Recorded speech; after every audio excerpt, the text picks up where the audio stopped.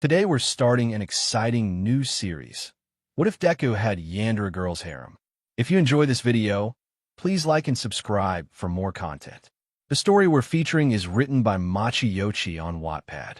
You can find all the relevant links in the description, so be sure to check out the author's profile and say hello. Now let's dive into the story. Midoriya, I love you. Izuku, in a panic state, is currently screaming inside his head. Wah. He looked around, looking for anybody inside on the roof of the school. Izuku, calm down. But deep breaths. There's a girl standing in front of you, and she said she loves you. Oh God, she loves me? It isn't a prank, right? That or she must have gotten the wrong guy. Who would date a quirkless? The girl took notice of Izuku's nervous, freaked-out reaction. I am Sado Matsuzuka.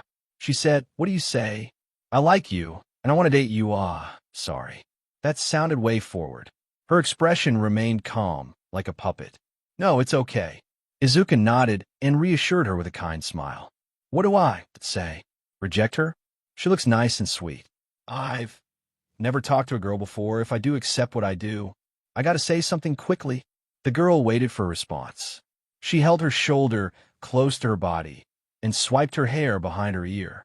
Her pink eyes made Izuku sweat and blush even deeper. I'm so sorry. I can't date you. Izuku shut his eyes and took a deep breath. Yes. Izuku's face and entire body steamed up with the realization. What have I done? I was supposed to reject her kindly. I can't take this back. That would be mean. I'm a man. She shouldn't be hurt by my mistake, so I should take responsibility. She smiled at Izuku before walking closer to him. Great. I'm really glad we could do this. How about a park date? Izuku faced back up with a blush. Oh, okay. Sound great. Izuku questions why he is laughing right now. How is this happening? Damn it. Not being a flustered mess, she probably thinks I am weird. She smiled and giggled, causing Izuku to blush even more. Sunday, afternoon sharp. Oh, Sado pulled out her cell phone. Your number. Jeez, cute. Sado waited as Izuku stared at her. Number right. He types his number and gives her pink cell phone back. Here you go. Thanks, she said sweetly. I'll call you. Okay, Midoriya. Izuku tried to respond, only for his words to get stuck in his throat. Sado walks past him as a strawberry scent fills his nose. He stands there, hearing her leave. I got a date. Izuku's face stared blankly at the sky. Time to search up a tutorial.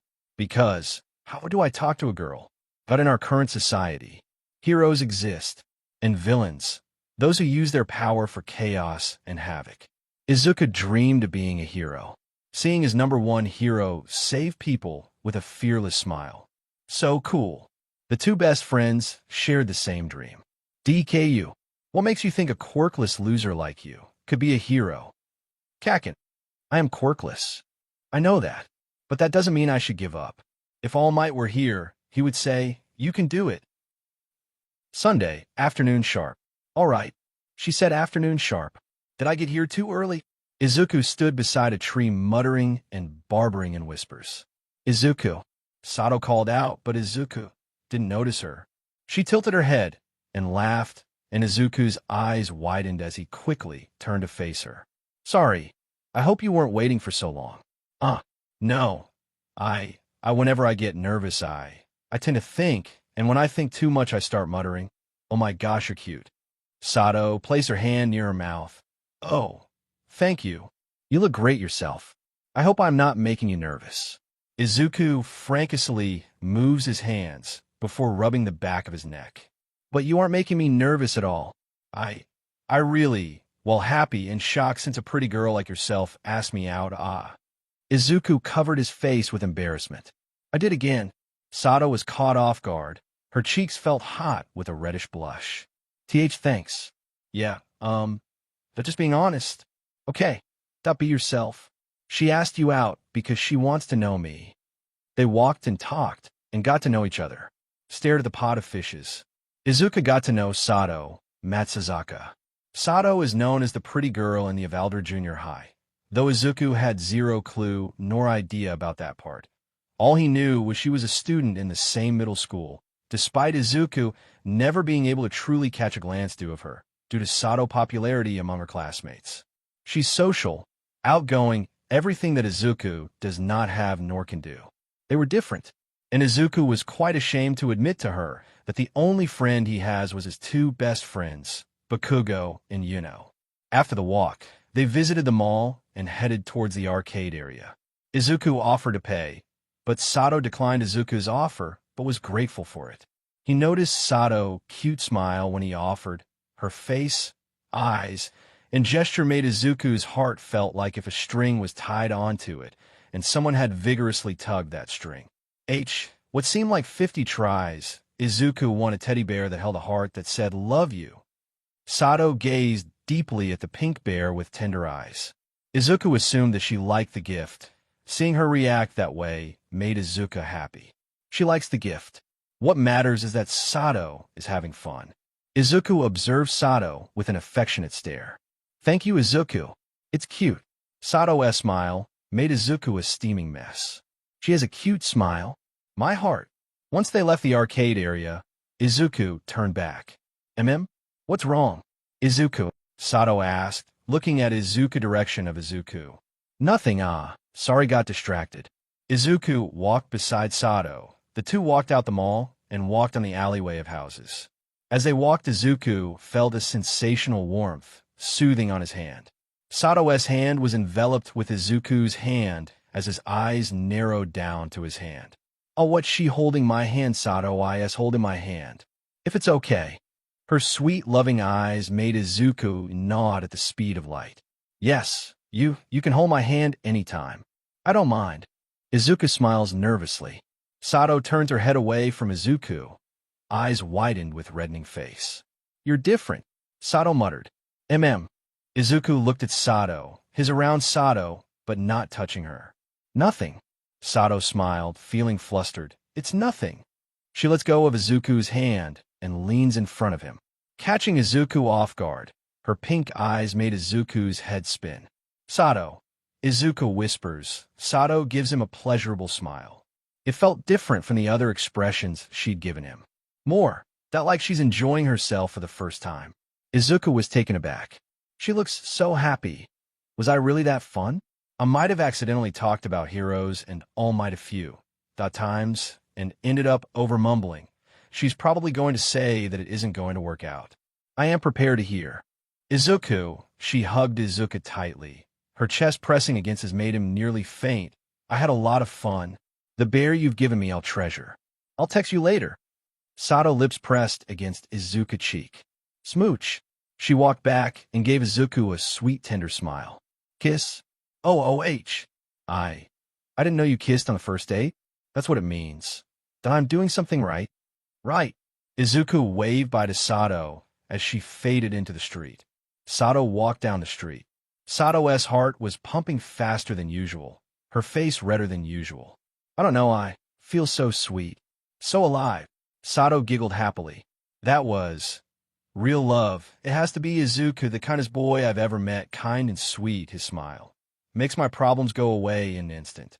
She held the pink bear close to her chest. Hugging it, I didn't know what warmth felt like, what kindness was. More than anything else, I couldn't understand what love was. But Izuku, he took his smile, his kindness, and expressed them to me. He showed me he cared for me. He showed me what love is. Sado gave the bear a tender gaze. I love him. I love that boy. Izuku Midoriya so much. He's what I needed in my life. He's my happy sugar life. Back at Midoriya's apartment. Izuku, Inko cried, embracing Izuku into a hug. Rivers of tears nearly flooded their apartment. Mom, I am okay. I just had to walk a girl home. A girl, Inko gasped. My baby boy is talking to a girl. Isn't it your friend? You know. Izuku nodded quietly. No, it's another girl I met. Izuku paused and analyzed his mother's reaction. Mom, wait. She's a friend. Friend from school. We went to study, and before we knew it, it was getting dark. Izuku, you made a new friend. Inko smiled. Yeah, Mom. No girlfriend? Inko had to check. No girlfriend, Mom. Izuku nodded intensely. Izuku being the good child, he hugged his mom and headed off to bed. Okay, you kids are young but I don't want grandbabies. M.O.M. Izuku blushed. Night-night, Mom, he said with a hint of embarrassment in his tone. As Izuku went to bed, Inko's face lifted into a gloomy expression as an apparition of little Izuku in an all-might pajama theme eyeballed at her, with the energetic smile, happily looking at her. My baby boy is growing so fast. Izuku, bedroom. Izuku laid in bed and saw he'd gotten a text from Sado. Candy Girl Sado, thank you for the date, Izuku. I had a lot of fun. The bear you got me is cute, and I love it. Deku, haha. Sorry I couldn't win you other prizes. Candy Girl Sado, don't be. Izuku, I really love you. So, if you're okay, do you mind if I hang around you during school? Deku, people might think that we are a couple. I mean, I don't mind being a couple. What if people say something about you because you're with me? Candy Girl Sado, darling, I don't care what others think of us. My eyes are only fixated on you. Candy Girl Sado, Izuku, you're so sweet. You know that. I love how you worry about me. I'll be okay. I never cared for my popularity at school. People only see me as pretty or easy to get. But you see me as Sado Matsuzuka. That's what I love about you, my sunshine. Deku, Deku, sorry. My phone fell on my face. Deku, okay. I'll see you tomorrow, Sado. Night-night, Sado. Candy Girl Sado. Love you, darling. Sweet dreams. Izuku placed his phone on the counter. I should say I love you back. Wait a second. So, does this mean Sado is my girlfriend? Yankers. I don't know. It feels wrong not to say it back. She called me darling. Holy, she called me darling. Is that a good thing? Sent. 1 hour later. Deku, love you. Sent. 1 millisecond after. Candy Girl Sato. Sparkling heart. Izuku was so nervous, he said it in all caps. Next day, early in the morning. Izuku shuffled and moved slightly cozily in his bed. Izuku, wake up. A pink-haired shuffles a bedsheet. Izuku, Mama Inko made breakfast. Let's eat. Why, Izuku got up, shirtless. Yuno blushed at his regular skinny body. Put on a shirt. Pepper turt. I'll wait for you downstairs. Yuno left Izuku's room. Sorry, he shouted. It's, habit. Oh, that's right. I couldn't hang out with Yuno yesterday because, I hope she isn't mad. I had to cancel our plans yesterday. Izuku got dressed, headed into the bathroom, ate, and headed out with Yuno beside him. Izuku and Yuno rushed. Stepping on a puddle, she points at a group of people. The sound of a blast, a crash, causes Izuku to look in the direction with Yuno right beside him. Sorry, Izuku said, mushed by the crowd. He and Yuno moved through the crowd. Izuku, look, a villain attack. Yuno smiled. Whoa, where's the hero? Izuku questioned. Out of nowhere, branches of wood appear, holding the villain. The scene played out like a movie as the crowded watch as a giant villain causes rampage on a pair of train tracks, being stopped by 𝐃𝐚𝐢𝐧𝐠. So cool. Izuku pulls out his notebook and begins scribbling. He uses his wood quirk to restrain the giant villain. But is that going to be enough? This is what I want to be. I want to show people that those villains won't cause any harm to anybody. But I wonder, this villain feels out of the ordinary. He's more enraged, out of control. Izuku, we're going to be late. Yeah, almost done. Izuku excitedly scribbled on his notebook. 𝐃𝐚𝐢𝐧𝐠 was about to use his special move. The crowded out hyped. Pow! Out comes MT Lady with a kick as she kicks the villain unconscious. A guy within the crowd smiles at the young Izuku. So, kid, you're trying to be a hero. The man smirked, trying to flex his muscles like a hero. Why, yeah. Well then, I wish you the best of luck. He smiles, giving Izuku a thumbs up and a wink with a star. Izuku's brows rose and return a grin. Yeah, I will. Izuku smiled brightly before being dragged by Yuno. This close. The world wanted to see my 𝐃𝐚𝐢𝐧𝐠 special move. 𝐃𝐚𝐢𝐧𝐠 said, punching air in defeat. My moment to shine. Gone. Right before 𝐃𝐚𝐢𝐧𝐠 displayed his special move, MT Lady showed up and knocked out the villain at that moment. Sure. Of course nothing beats what over a giant woman, MT Lady says, giving the crowd a wink as all the men within the crowd grow hard eyes. MT Lady wasn't sorry one bit for 𝐃𝐚𝐫𝐲𝐬 as she got all the attention. MT Lady shrugged. We found this metal syringe pierced on this man's back. All thanks to me, she winked again. 𝐃𝐚𝐫𝐲𝐬 gazes at the villain who's knocked out. Illegal use of abilities during rush hour and rampaging, destroying city property, as well as robbery and assault. This guy is pure evil. Indeed would guy. 𝐃𝐚𝐫𝐲𝐬. WODSSSSSSSSSS. M.T nodded with a grin. But at the end of the day, it really isn't our business. We're just here to save the day. Oh ha ha. Back at Yandere Junior High. Now before lunch starts. I must say this. The teacher smiled, looking at his classroom, filled with teens using their abilities and quirk. The paper in his hands now flew everywhere in the room. You are all going to be heroes auditing at 𝐂𝐡𝐚𝐢𝐧𝐬's entrance exam. The teacher smiled breathlessly. The whole class celebrated with joy as they all began to use their quirks in class. Why, yay, one boy said, whose eyes can stretch out of their sockets. Hear that, said a pikey, sandy blonde-haired boy as he stood aggressively on his desk. You losers aren't even going to make it.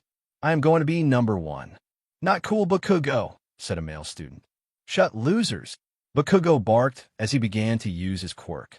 Well, I have high hopes for you, Bakugo, the teacher said. Izuku was shitting bricks, praying that he didn't mention him. Because if the teacher did, the teacher stared off. No, don't do it.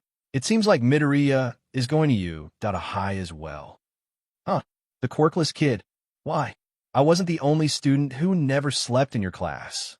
Izuku internally screamed as he buried his face on his desk. Bakugo began fuming fire. Izuku could already feel Bakugo rage and BLD pressure rising. Deku, you DMN nerd. He blows up Izuku's desk, causing Izuku to fall out of his chair and back towards the wall. Wait, Kaken. Izuku was sitting on the floor, back pressed against the wall. He moved his hands up with fear. Don't me, you pirate. Bakugo uses his quirk, intimating Izuku. Izuku's fearful eyes stare at Bakugo palm. What makes a shitty nerd think he could sign up? I told you you're quirkless. The crowd inside the classroom laughed at Izuku. Don't cry, Izuku, you better than that. Even if he himself that, it did stop the pain as he listens to his classmates spout hateful words. Losser. Quirkless. Worthless. How quirkless is a quirkless going to be a hero? Ha ha ha. You'll just die anyway. Weak loser. DKU.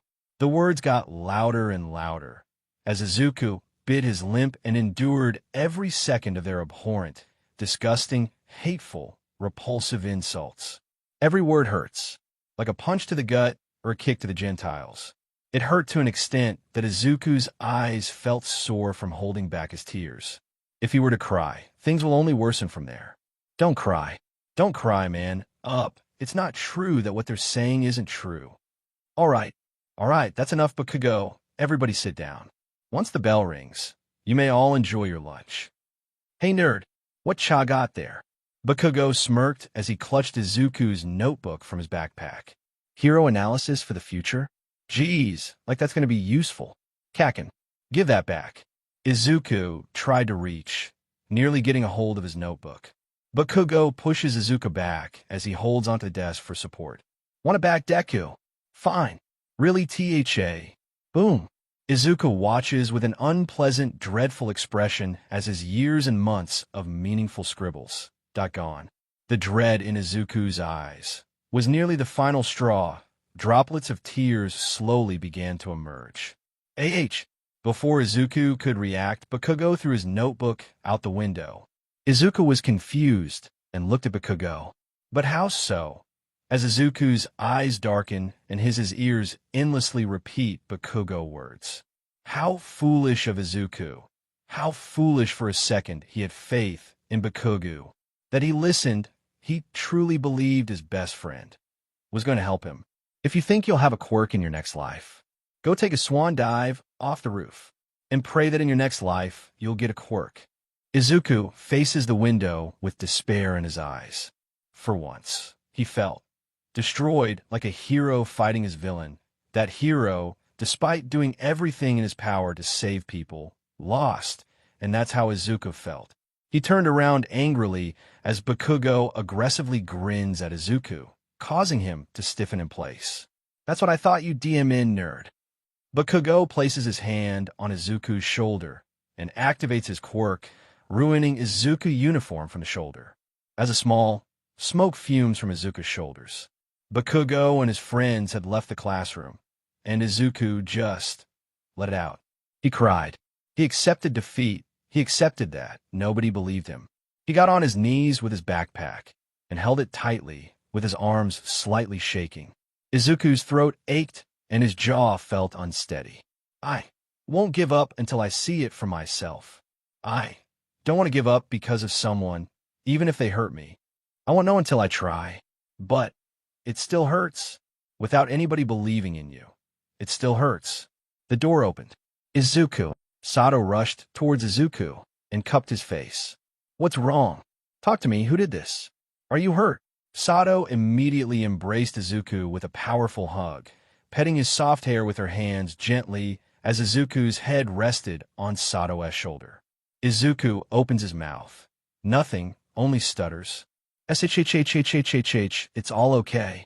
Everything's okay, Sado said, biting her lip as feeling bitter. Your girlfriend is here. I am here. Is this about being quirkless?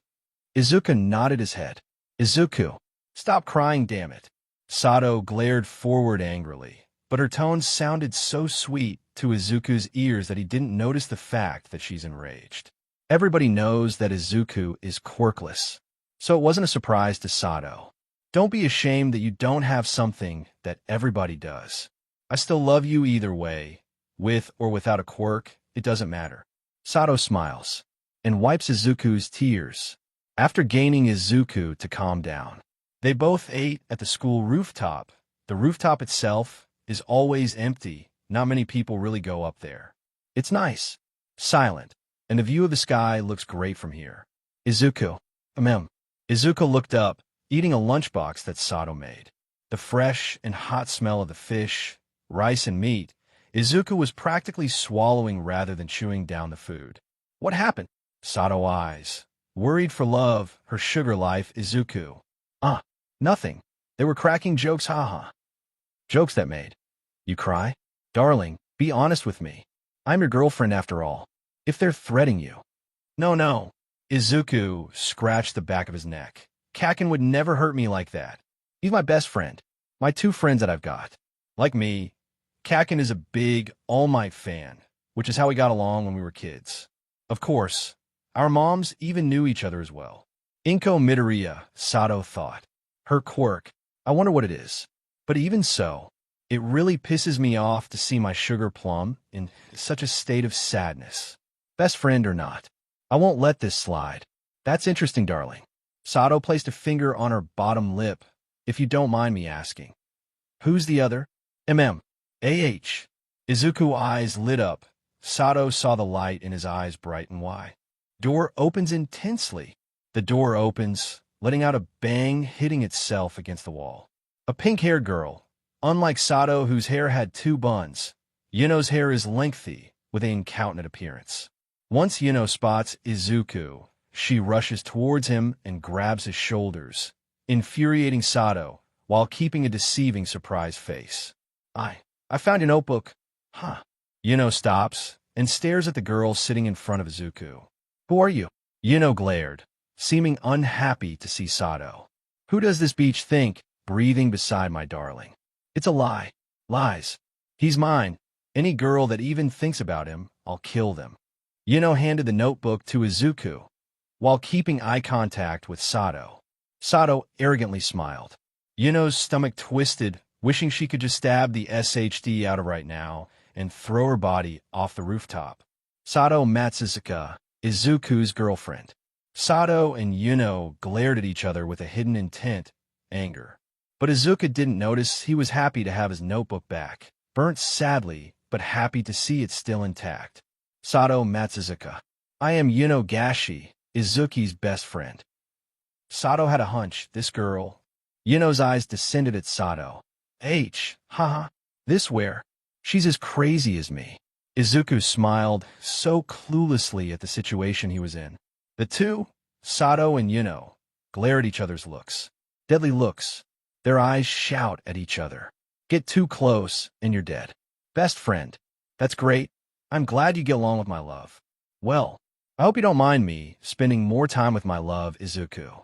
More than usual. Yuno's eyes expressed lethalness. Well, I hope we get to know each other as well. I'm sure. Any friends of Izuku are friends of mine. Izuku sighed, dim in it. What's wrong? Izuku/Izuki, Sado and Yuno said at the same time.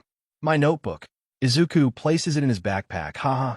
Thanks, Yuno. I'm glad you got it back. Anytime, Izuki. Yuno smiles. Sado studies Yuno's kind and innocent, a charmful smile. I can tell. That girl is in love. She loves my darling. But she's like me. She's a dirty trickster, a deceiver. She's hiding something, a truth in my darling. Izuku doesn't know about it. And he mustn't. He could never know about mine. Never. I can tell this girl, Yuno Gashi, is a dangerous one. Sado and Yuno glared at each other. Those bullies Bakugo and his little crappy henchman isn't getting away from this, and I'll make him pay. Before they could chat furthermore, the bell had rung. Oh, shame. Sado, I was starting to like you, huh? Yuno grinned with anger. Me too. Sado smirked, calm and collected. Me too. Glad you guys are getting along. Yes, darling. Sado hugged Izuku's arm. Her BRSD pressed against Izuku's arm. I had fun today. Glad you enjoyed my bento. I made it with lots and lots of love. Huh. Yuno smiled. But on the inside, she was fuming, internally shouting and screaming. Her longing to kill Sado got even stronger. No. My poor Izuku. You're being deceived, but don't worry. I could never be mad at you. It isn't your fault. I'll get rid of this girl, and then we'll get married. And I'll kill every woman you encounter, and you'll be mine. Huh. Got end of school. Oh, Sado and Yuno can't walk with me. Izuku got a message from the two. Something came up. Sorry, love. I'll text you later. Love you. While Yuno said the same thing. Without the love or love you part. But Yuno texted Izuku, telling him to be careful. Yuno and Sado seem to get along. Izuku recalls the words Bakugo told him. Idiot. If I did that, you'd be in deepest HD. What's done is done. I am not stopping. Not until I see it for myself. I am not an idiot, I know it. But I put myself to shame if I don't try. Izuku walks bravely under a bridge, laughing like All Might, and being the optimistic boy he is, walks it off. He brushes off what Bakugo had told, and lifts his head high, unknowing to Izuku. A monster, with his evil wide grin, it erupts out of the sewer, and appears behind Izuku. Perfect. Just what I need. You make the perfect meat suit.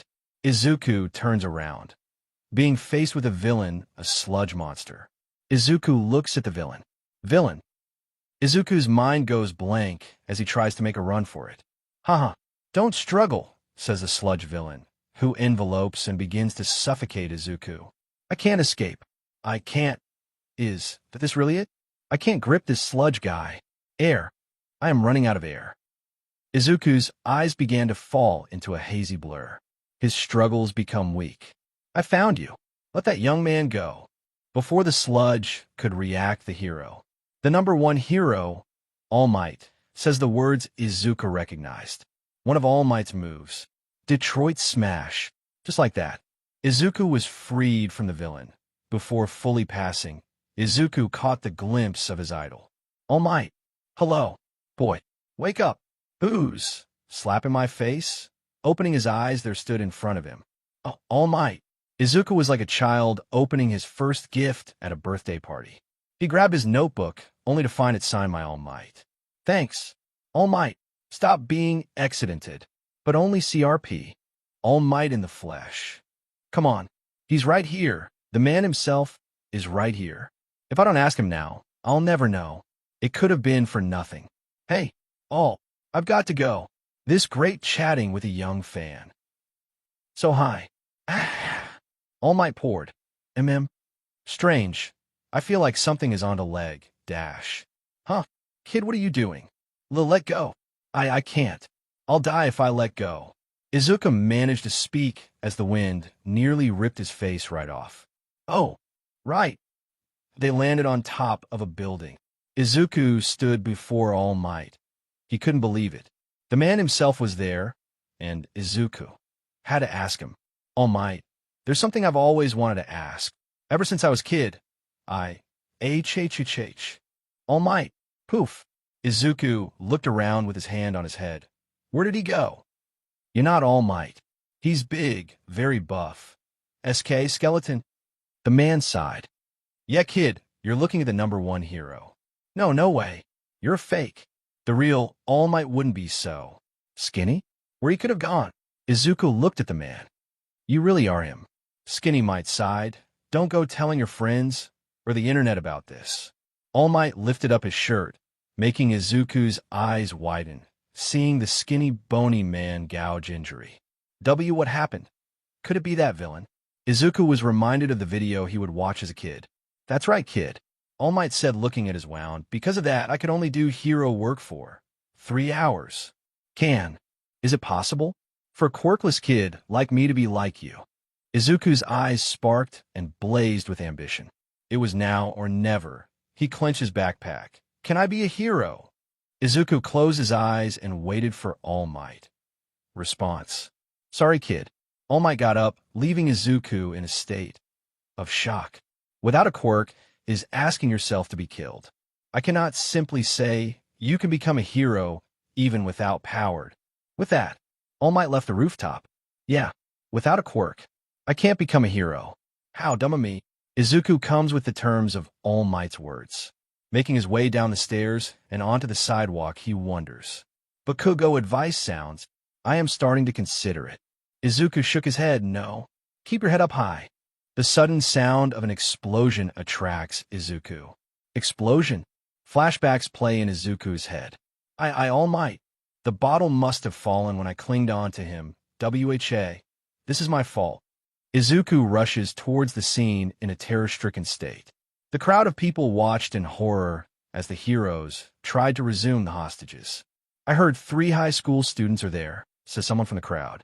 3. Those explosions. Izuku watches more closely as he notices the sludge monster from before. I recognized that quirk anywhere. 𝐃𝐚𝐫𝐥𝐬. Oh my gosh. There are more. Spoke to someone from the crowd. Izuku covers his mouth, disturbed. Sado, why UNO? Why, I thought they went home. Izuku's breathing becomes thick. His heart beats faster than usual. When Izuku saw Bakugo's expression, his body bolted straight into the fire as heroes scream at Izuku. Get back. It's dangerous. Izuku ignored every danger in his way. I need to save them. Izuku analyzes his surroundings. Fire bursts from the left and right. Cars abandon and burn. Burning? This could work. Izuku had an idea. Once Izuku found a car with the door open, the car being damaged, managed to grab the hot car door and with his skinny arms pulled it right off easily. Ouch. Huh. This could be my shield. The car had taken damage to such an extent that I was able to rip the door out of the car. This villain is made of liquid. Ooze, which means its attack could be quick. Relax. Realks, remember your notes. Be calm. Izuku tossed the car door in front of him and spun. In the process, he tossed the backpack at the villain. The people watch with corners in their eyes. They thought, this kid is crazy. He's going to die. It's over for this kid. The heroes won't be able to save him in time. Izuku releases his battle cry. 𝐂𝐴𝐺𝐸, as Izuku's backpack files, and his notebook pokes the sludge and time monster villain. Then time monster shouts. Sado? Bakugo. I'll get you out of there, I promise. Izuku's voice shaken, attempting to grip and tear the sludge, but it wasn't enough as his hands only slipped through. Counterattack. What's the point of trying to save them if I'll die? Darling, Sado shouted, Rue. Then Time Monster pulled back a slug attack right before Izuku grabbed the car door and hid behind it. Be him. 𝐃𝐚𝐫𝐬𝐧𝐠. Young man, All Might cough, damn it. Move. Tashinori.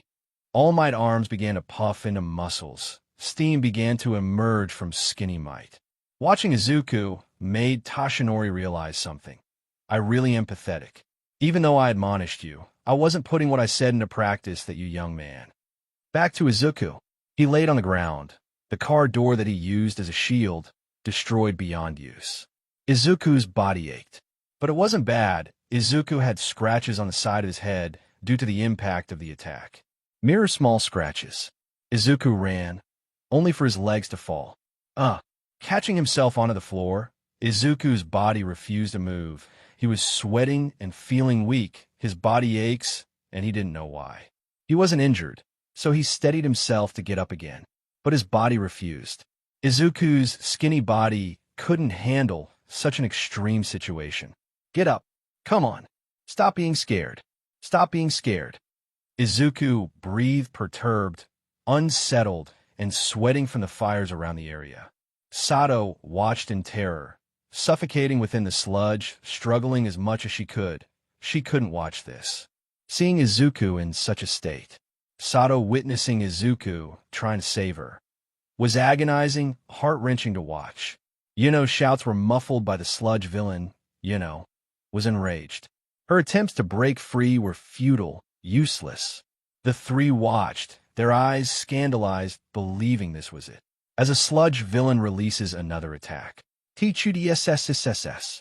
You, young man, have ball. All Might. Izuku showed. The terror in his body was replaced with joy. All Might saved Izuku at the last minute. The crowd shouted and screamed in surprise, seeing All Might in the scene. Haha. All Might laughed as he threw a straight punch. Detroit, smash. The attack blew the villain into small sludge pieces. Hey, once someone in the crowd. The sky darkened slightly, and droplets began to pour from a sky. All Might change the weather? Yelled the crowd. On that day, Bakugo received praise from the heroes, while Izuku got chewed out. Shut up. If you were good, heroes would have helped and not stand like dumbass.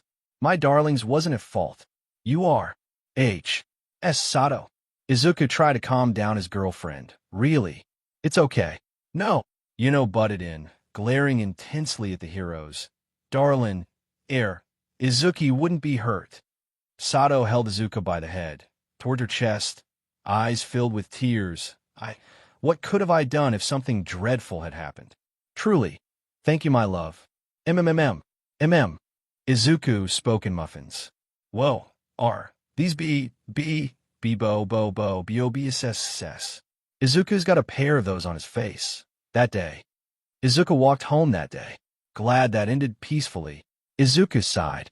Suddenly, a wild Bakugo appears. Hey, Deku. Izuku internally sighed. Yeah, I am not saying thank you or anything. You hear that, nerd? Bakugo walks off, giving Izuku some peace. Thanks or thank you would have been nice. It's the effort that counts. Izuku chuckled, laughing at the idea of Bakugo saying thank you. I found you. HHHO. All Might. What brings you here and how did you find me? Don't worry about that. What you did today was very brave. PFFFTT. HHH, are you okay? Skinny Mike gave Izuku a thumbs up. Yes, but young man, that you did, there was reckless. Yeah. Hero. When I saw you rush in there, you remind me of someone who'd I forgot about. Myself. All Might gaze at the sky. I really am pathetic. Even though I admonished you, I wasn't putting what I said into practice. Pros are always risking their lives. Just like what you did, young Midoriya. I knew you were the right choice. Me? Right choice. For my quirk. One for all. And I choose you, young man. All Might buffins as my sucker. Buffed. Poof Skinny might spit BLD, transforming back. I was once like you. Quirkless. Quirkless. All Might. Izuku didn't know how to feel, nor think. Giving a quirk? Izuku questions if a quirk like that even exists. What do you say, young man? Yeah. Clenching his backpack between tears and sobs, Izuku bawls, yes, I want to be the world's greatest hero. Great. Skinny might lift a figure, Starting tomorrow, we're going to train that fragile body of yours the moment after school, until sundown. Train, the thought of training didn't sound bad. Until Skinny might method from after school until sundown. POFF. We start tomorrow. If a path is too easy, then you're on the wrong path. A cartoon character with a straw hat once said that. Izuku stood up and shouted, "Bring it on." Atta boy. I like the enthusiasm. Because you're gonna need it. Ha ha ha. Izuku nodded and bowed. Thank you. I promise you won't regret this. Unknown to Izuku and All Might, two curtain pink-haired girls watched the two, secreted behind a tall trash can. They heard everything.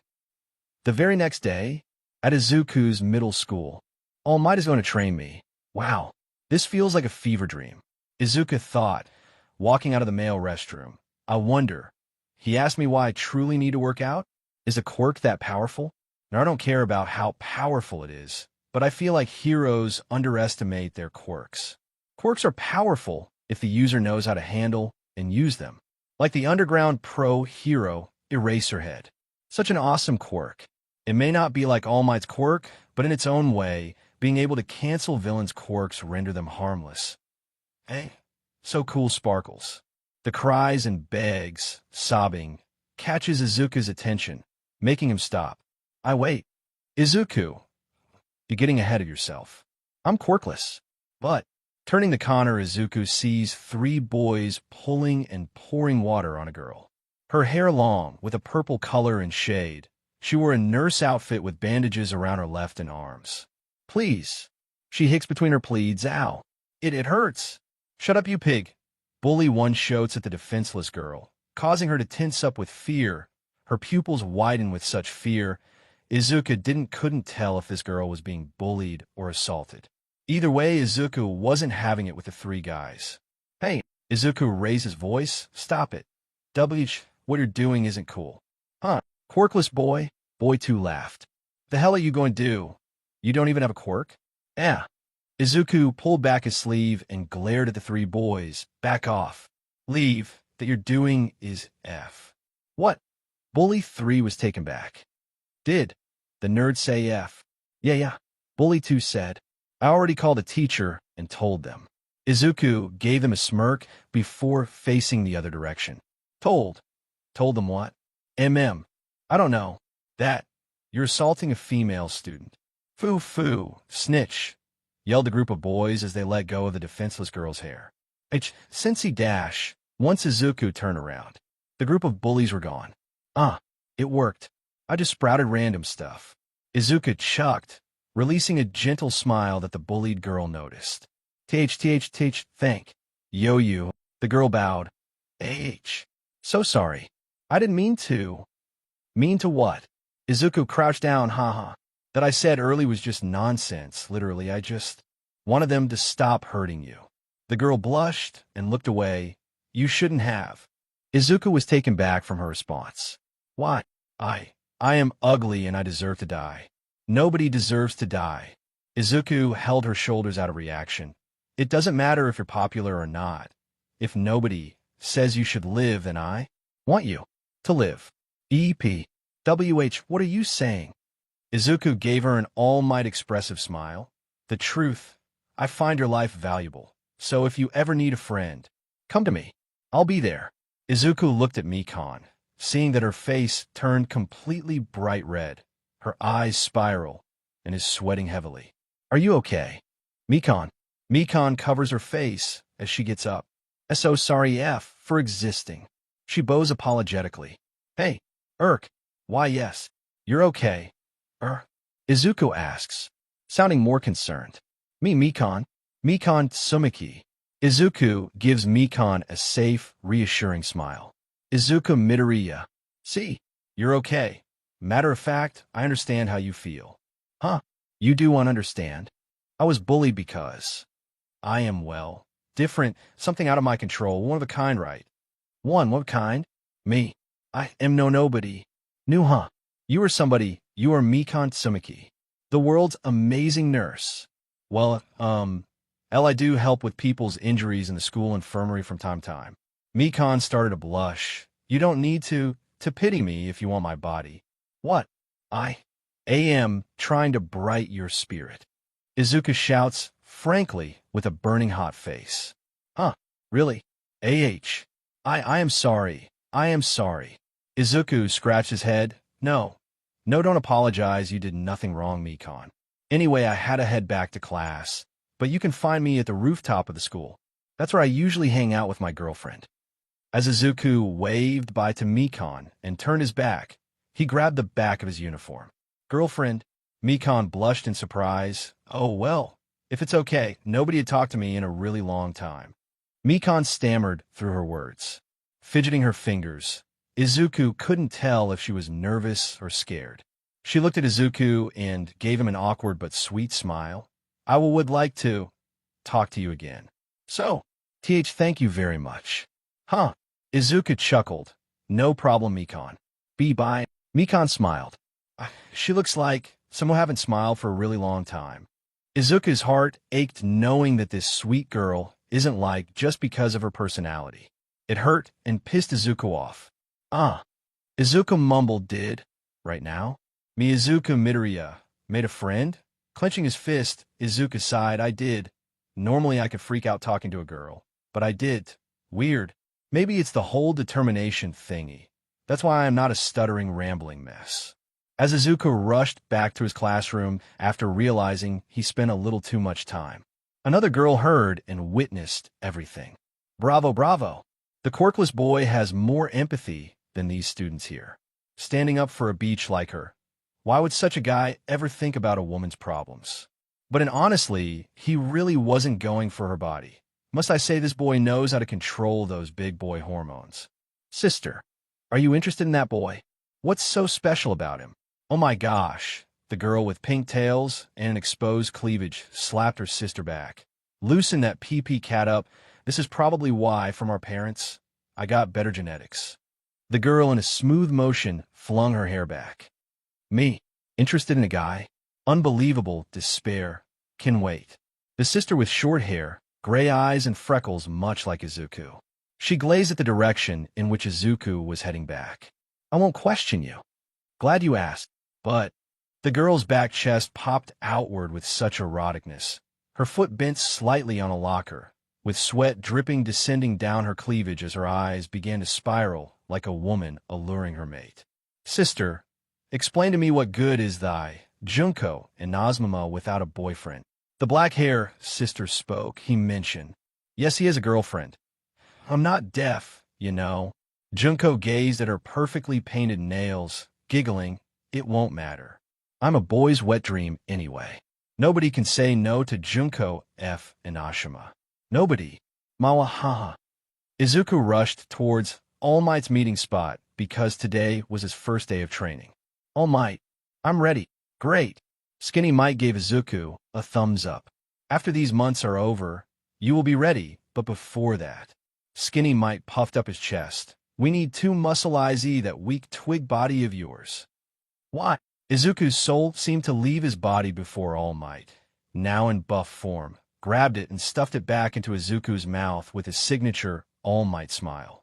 Because if your body isn't properly trained, controlling this quirk could be fatal. I can die from this. No, your body will struggle to maintain its power, and your limbs could be blown off. If we don't train. All Might patted Izuku's back. You have potential, so follow this routine strictly. Never skip a day, nor miss a meal, and ensure you get enough sleep. All Might handed a paper to Izuku. What I have zero time for my girlfriend or friends. Oh gosh, this is going to be tough. I hope. It's only for a few months. I'll text and talk to Sado and Yuno during my breaks, so she doesn't have to feel alone. Mikon as well. Throughout the months, Izuku followed the routine. His body ached, and he was constantly tired from the intense training. Sado, Yuno, and Mikon soon noticed Izuku's absence. In the third month of training, Izuku fell to the floor, his body aching and tired, dropping a broken microwave in the process. Cleaning a beach for a few months is intense, but I have to do whatever it takes, he thought as he picked up the microwave and continued. All Might sensed that something was off. You aren't following the routine, young Midoriya. Wah, it was only one day. One day could be 12 years in cat years. What? That doesn't make sense. Don't question me, young man. What? All Might stood on a Segway and sighed. At this rate, I'll make it. I'm almost there. Izuku's body wobbled, his knees about to give out at any moment, but he remained persistent. This young man, such unwavering determination, All Might thought as he moved alongside Izuku on the Segway. Somewhere from the bushes. Izuku, what are you training for? Why are you pushing yourself so hard? Is something wrong? You can tell me. I am your girlfriend, Sado wondered, watching her boyfriend from distance. Izuku is training for a quirk, Yuno replied, glaring at her phone. My Izuku is so heroic. My diary says he refused to give up. Why did you follow me? Sado glared at Yuno with a stern expression. I will not hesitate to confront you. Do that, and your darling will be heartbroken. Izuku doesn't love you. You're just seducing him. Izuku is supposed to be my man, not yours. It isn't his fault, he's just confused. Sado rolled her eyes and continued to watch Izuku and the skinny, buff, skinny guy from a distance. My sugar love never told about this man. Yuno worriedly flipped open her phone, staring deeply at the screen. Izuku would never keep secrets from me. Never. Oh, you don't know what I'm capable of. I know Izuku more than he knows himself because he needs me. We're meant to be. Sado snickered. First, lover? I'm dating Izuku first. I asked him out before you. He's mine and mine alone. If anybody tries to steal him from me, I'll make sure they regret it. Yuno tilted her head, her eyes filled with murderous intent. Right? Testing me. Sado clenched her fist. Don't. You should be grateful. I love my darling, and making him sad is the last thing I want. The two watched from afar as Izuku's spirit grew brighter and more determined after All Might's speech about the dangers of not being physically prepared for his quirk. The next day, on Alder Junior High's rooftop, Izuku's body lay on the floor, aching with exquisite pain. Excuse me, Midoriya. Mikon shyly peeked through the door. Can I come in? Izuku gazed up as he sat upright. Mikon, you, look injured and seem uncomfortable. Yeah, Izuku said, sweating and unsure what to say. This was the first time Mikon had hung out with Izuku. She walked towards him, took a closer look, and her eyes lit up. You're sore. Mikon crouched down. You've worked your body to its fullest, and I can tell because you're lying on your back. Mikon analyzed Izuku before placing her palm on his chest. Wow. How did you know? Izuku wondered. Mikon blushed. I'm not a nurse or doctor, but I am very knowledgeable in treating injuries. Mikon blushed as she nodded. Amazing. Izuku smiled. I can help you. Just hold still. Don't move too much. Okay. Izuku nodded as Mikon placed her hands on his chest. A soft light emitted from her hands and spread throughout Izuku's body, causing a tingling sensation. Whoa. Izuku got up, jumped a few times. Mikon, your quirk is amazing. It really isn't. It's not flashy or cool like other kids' quirks. Not even close. It's like my soreness never happened at all. Izuku sat down and pulled out his quirk analysis notebook. Flashy or not, it doesn't matter. Your quirk can help people. Your quirk is incredible. I truly mean that.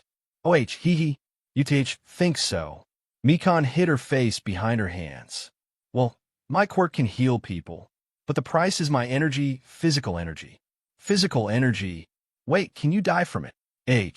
No, I mean, physical energy.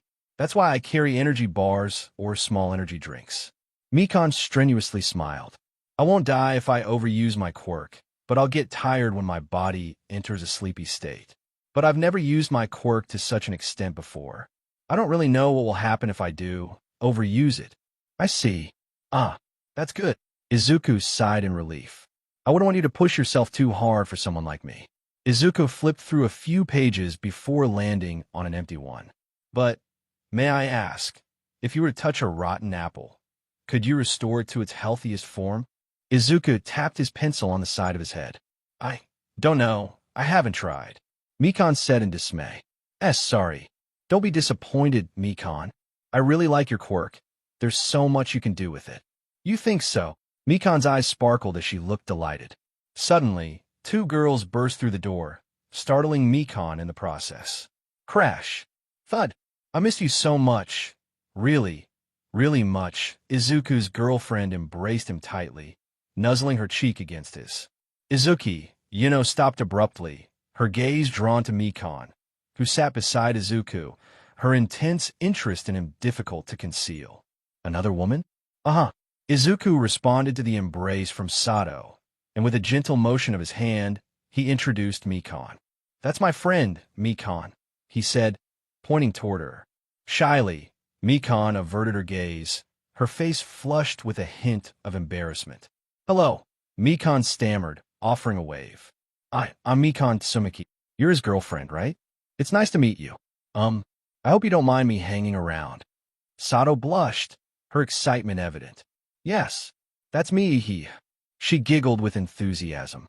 Yuno turned her head away, suppressing a snicker at Sado's reaction. Her smile radiated warmth, a facade that Midoriya seemed not to notice. How did you meet Izuku, Mikon? Nervously, Mikon recalled the event where she first met Izuku. Oh, I was being picked on, she began, her gaze downcast. A group of boys pulled my hair, hit me, hurt me, but Midori showed up. I am truly grateful. Mikon's pleased smile revealed her transformation since her initial encounter with Izuku. My darling is getting himself into trouble. He can't interact with other women, Yuno thought, her anger and jealousy simmering beneath the surface. A sinister grin spread across her lips.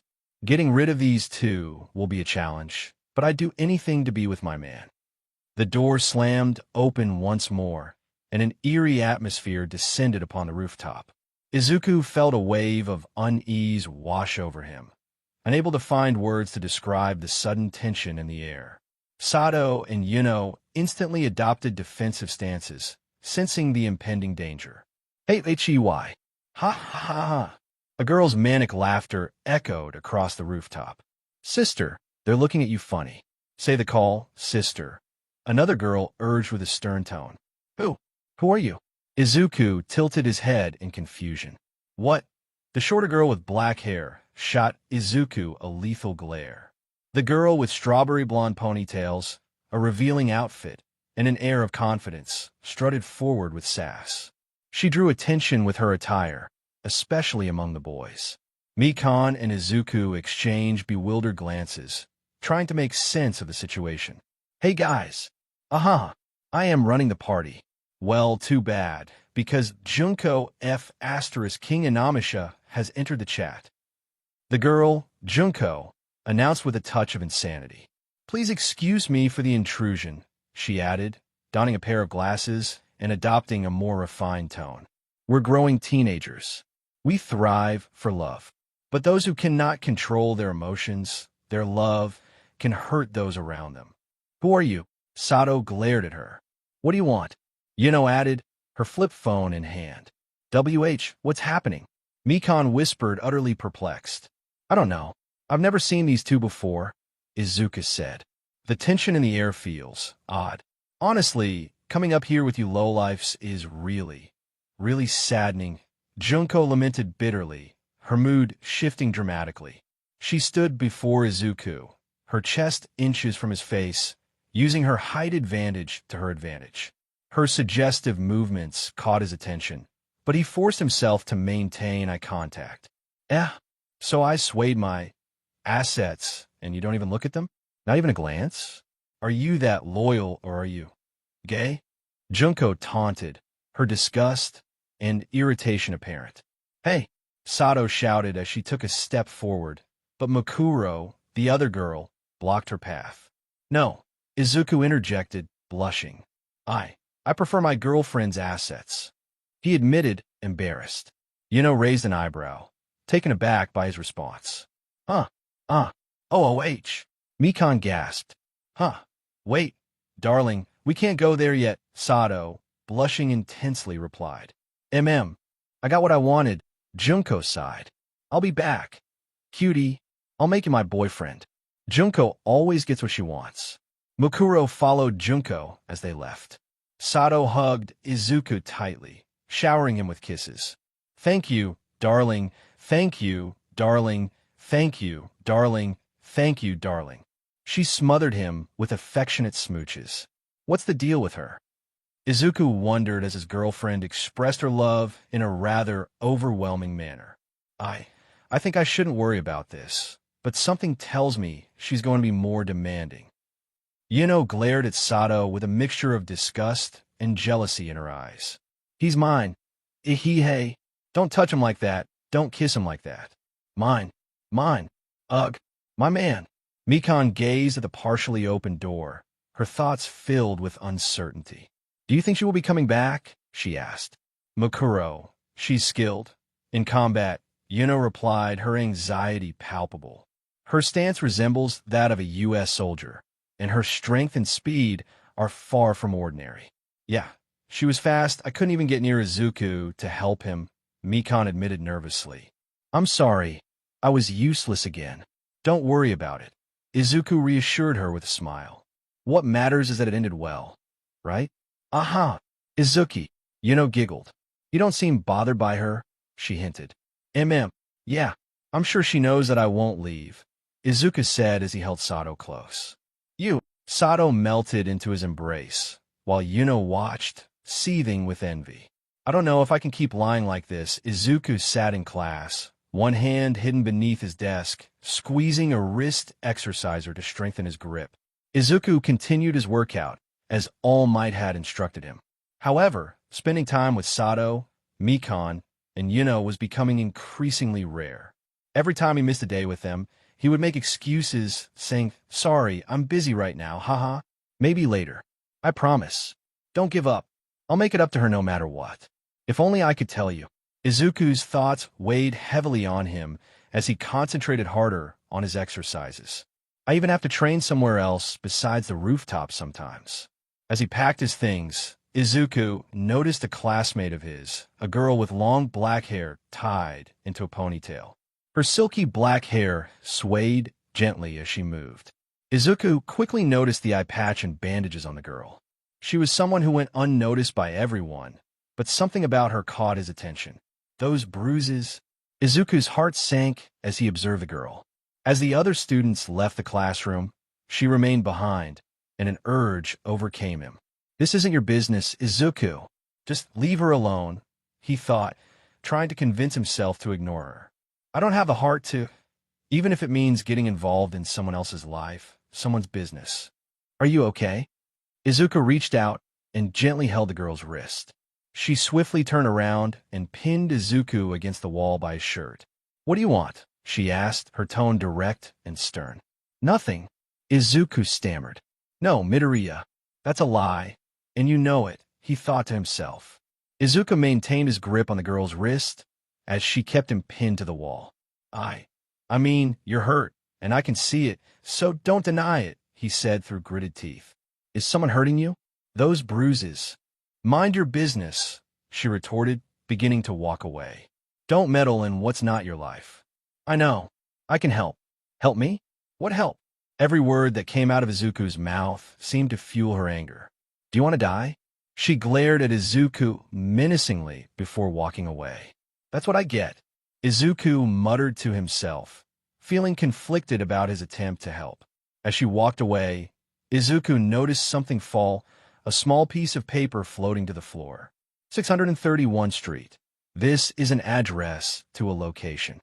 Izuku put the paper in his pocket, walking to his next class. Izuku scratched the back of his head, thinking, I have no quirk, lacking muscle and strength. I don't think I can fight at all. Midoriya, why are you so noisy about being a hero? Leave it to the pros, but... Midoriya leaned back slightly as he angrily clenched the straps of his backpack. I don't think the pros will handle it. I guess Midoriya Might will save the day. Midoriya Might? I'm going to get copyrighted by All Might. Ugh, the hero name can wait. Now, what do I say to my girlfriend? I don't know how she hasn't broken up with me yet, after the 5th time I've missed our dates. After school, somewhere. Izuku looked at the note. This should be it. I told Mom that I'll be back before the public library closes. Sorry, Mama, for lying. Izuku stopped, finding himself near a gate. A broken gate that passed through an old park where Izuku and Bakugo played when they were children. As Midoriya walked through the slash gate, he didn't take much notice. As he passed a log bridge that remained to this day, he thought, trees live long, huh? Izuku walked carefully as he crossed. Midoriya followed the instructions on the paper. Walk toward the slashed gate. Past the log, there should be a tree with a cat mark. Walk left. From there, and that's where we meet. Be careful. Izuku found the tree with a poorly drawn cat, took a left. Careful of what? Izuku was puzzled and continued to walk, making sure to be extra careful about his surroundings. There, he found a spot free of plants. All the trees gathered in a circle. Izuku stopped. Throughout the whole walk, he felt off, like something about this note conveyed more than it actually did. As he stood in the center of the area, he looked around. You're not Maki. A blade lifted Izuku's chin, causing him to drop the piece of paper. What did you do to Maki? How did that paper get into your hands, kid? Izuku was frozen with fear. His body froze, unable to move, and the words wouldn't come out of his mouth. Oh God, there's a whole sword up on my chin. A sword like that woman, Lady has.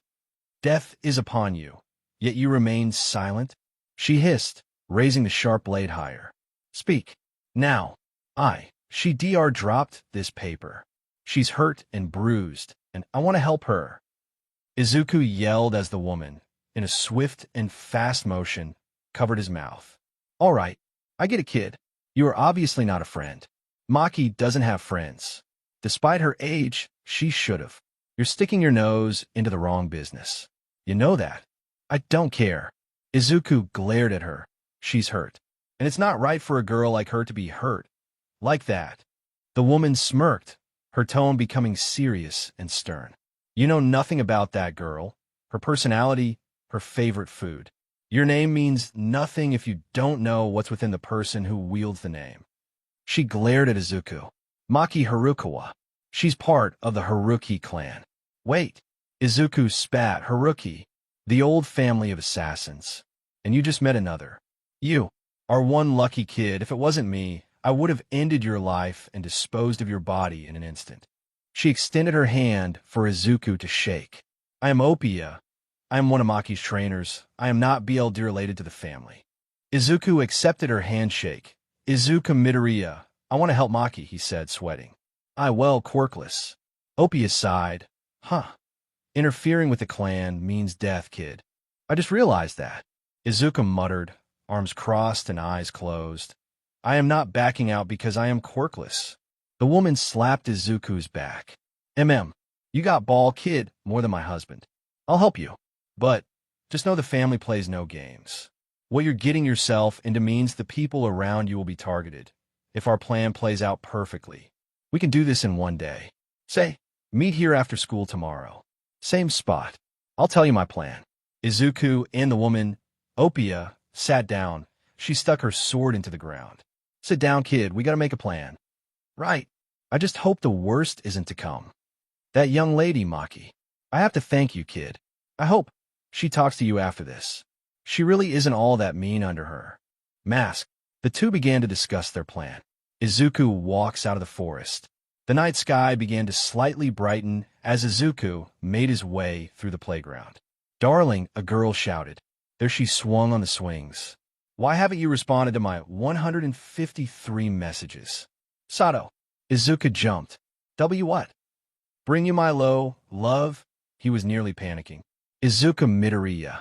Sado hopped off the swing and walked toward him, wrapping her arm around his shoulder. You said no. You promised to spend time with your loving girlfriend. It's been 3 months and 5 weeks since then, right? Izuku's lips sunk into his mouth. Sado smiled. Well, how did you find me? I never told you. So you're hiding from me? Sado glared at Izuku. Am I not filling your heart, or is it that Junko girl? You better not have second thoughts about me. No. I say what I mean, what I said. Izuku grabbed Sado's shoulders. Seeing her face burn red, she looked away. Hee, darling, you're confusing me. You aren't cheating on me with another girl. Because I would be broken. I wouldn't want my happy sugar life with you to ever be broken. You've been really distant. Where have you been? And what were you doing without me? I study. And no, I came here to walk. It's a bad habit.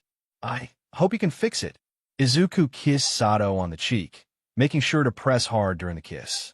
Sado's hand enveloped Izuku's hand as they walked. Thank you, darling. By the way, I also used to come here. I was looking everywhere. But when I couldn't find you, I felt sad.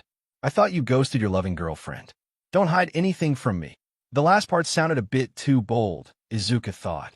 After dropping off Sado, Izuku headed home. Izuku got an earful. A massive one. He realized what had happened. She seemed overly touched than usual. Her kisses were very hard.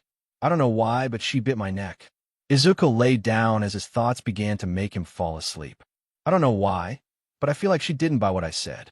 The next day, at the meetup spot, ***, kid, you better kiss your mama goodbye, because if all things don't end well, they can easily find your family.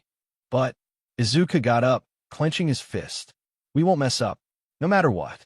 We'll make it work, right? Opia nodded. She stood up, towering over Izuku. Did you notice anything different with Maki today?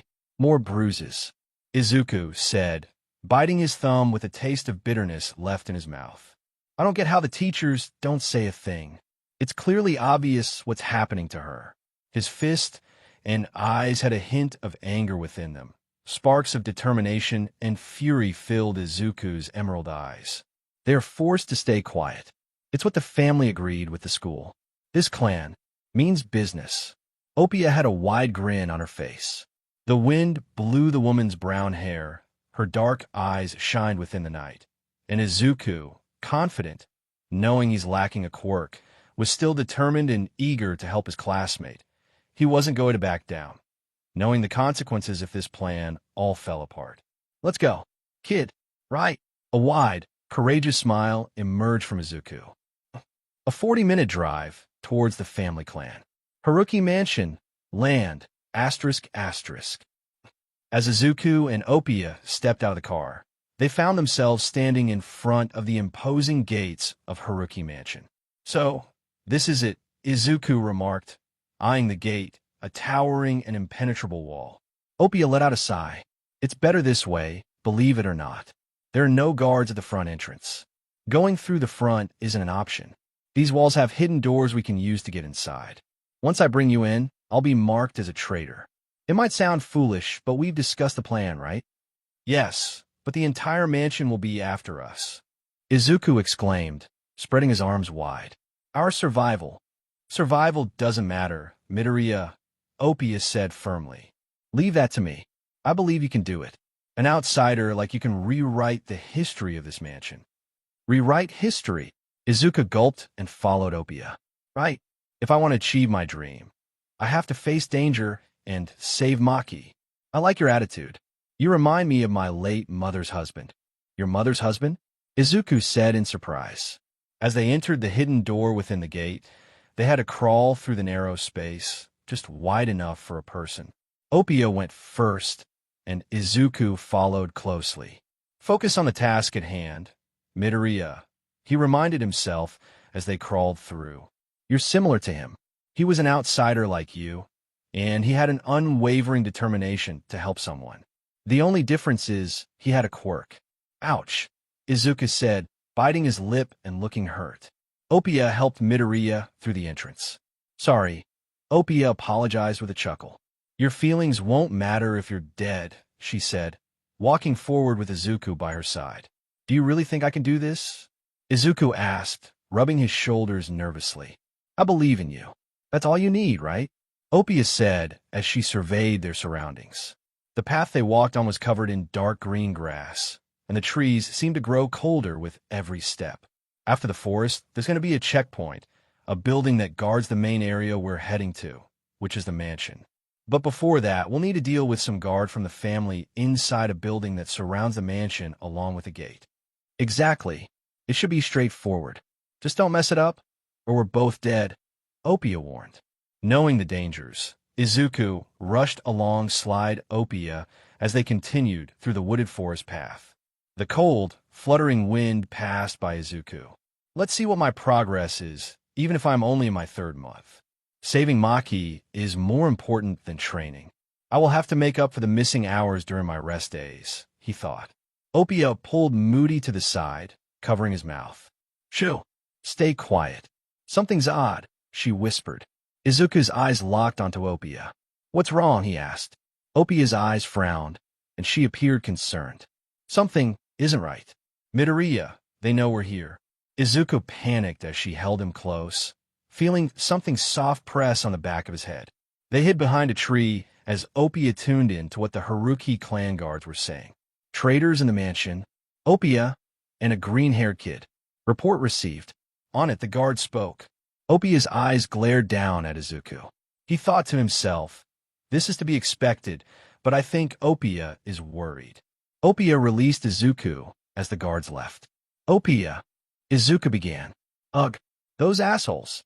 Midoriya, they spotted us too soon. Way too soon, Oppia said as she held Izuku close. Let's go, kid. I am relying on you to save Maki from her mother. I can see it. Your success. Izuku reflected on Oppia trusting him with this task and thought, Oppia is trusting me with this. Don't let her down. Izuku, both your lives are on the line. All she has to do is take me to Maki's mother. Oppia's eyes glowed from Izuku's imagination as she pulled him down. Bullets whizzed by, and Izuku realized, guns? He gasped as Oppia put his head down and fired. Kid, did it hit you? Oppia shouted, her tone filled with alarm and concern. I am fine, Izuku replied, though he was terrified. Guns? Out of everything, how does this family have those? Izuku brushed his question aside and said, Thanks, Oppia. I would have been. Don't even imagine it, kid. Oppia cut in, pulling Izuku up to his feet. It's merely one guard, but more are coming. They know where we are, and we need to rush. Things are changing. Our plan was supposed to involve not getting caught and sneaking our way in, she added, biting her lip as her eyes analyzed their surroundings. We're going to sneak through a tunnel. This tunnel leads to Mother's main hallway. Think of it like a queen whose seat is next to her king. This is the center of everything, and this will definitely work. Oppia led Izuku towards the supposed tunnel. The guards moved swiftly, their movements reminiscent of Oppia's, focusing on speed and agility. Oppia saved Izuku countless times, pulling him in when bullets flew, protecting him. Izuku was surprised and scared to his core. He knew he shouldn't get involved, but the hero within him, the hero he aspired to be, told him to throw his life away and risk it. He was also risking Oppia's life, and he couldn't help but think about the consequences, including his mother, Inko, grieving for him. They made it to an appealing garden of red roses. Oppia smiled and pushed Izuku into the tunnel, which was large enough for a whole person to walk in. Izuku turned back as he said, Oppia, come. Oppia glared at him with squinted eyes, a sullen look on her lips. Oppia, Izuku exclaimed, and the words escaped him. Kid, remember what I said. I can't have anybody follow you, so you're on your own. I'll hold them off, and I'll meet you there. Oppia. Izuku's throat throbbed in pain as the swelling of tears began to form. I'm sorry for being quirkless.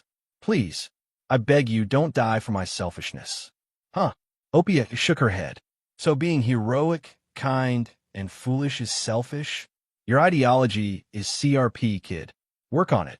She shut the door as Izuku wasted no time in rescuing Maki. He remembered Oppia's words. When the sun goes down, that's when Maki will be comforted by her mother. Izuku rushed full speed towards the location of Mother's queen seat. Maki, I'm going to save you no matter what, he thought. Izuku moved to the left until he reached his destination. It took him 30 seconds to reach the wooden square door that exited the cave and led to his destination. He thought, Oppia, you're smarter than I expected, truly.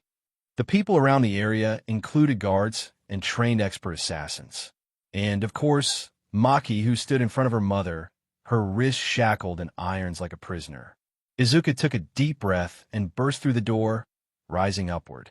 His determined shouting reached Maki. Maki! The look in Maki's eyes was one of bewilderment as her bruises on her face, arms, and neck were visible. Izuku shouted, "Harukawa, I am here!"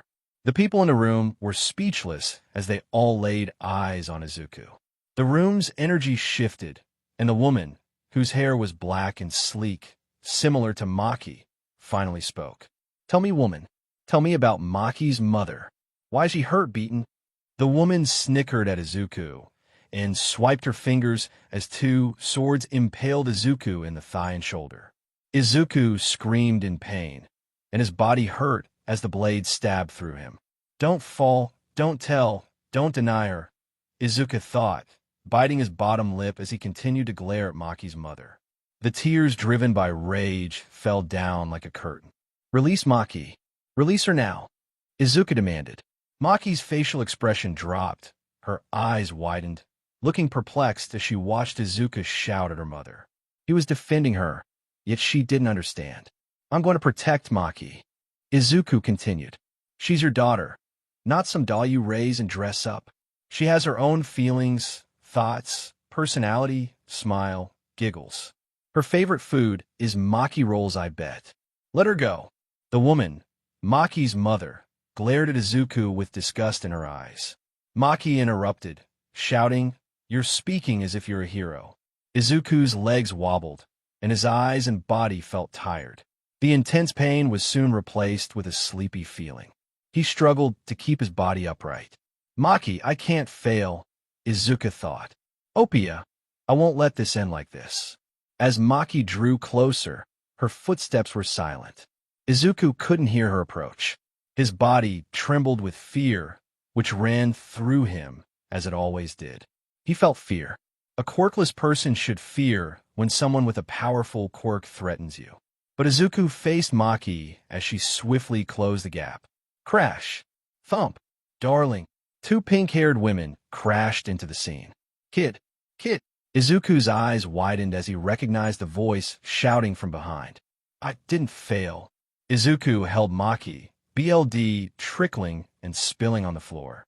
Instead of screaming or running, he held Maki tightly, his arms wrapped around her back, his head resting above her shoulder. "Maki, it isn't your fault," Izuku whispered, his vision becoming hazy. "Don't blame yourself. You were right. I knew nothing." Maki remained silent. "Sorry, Maki."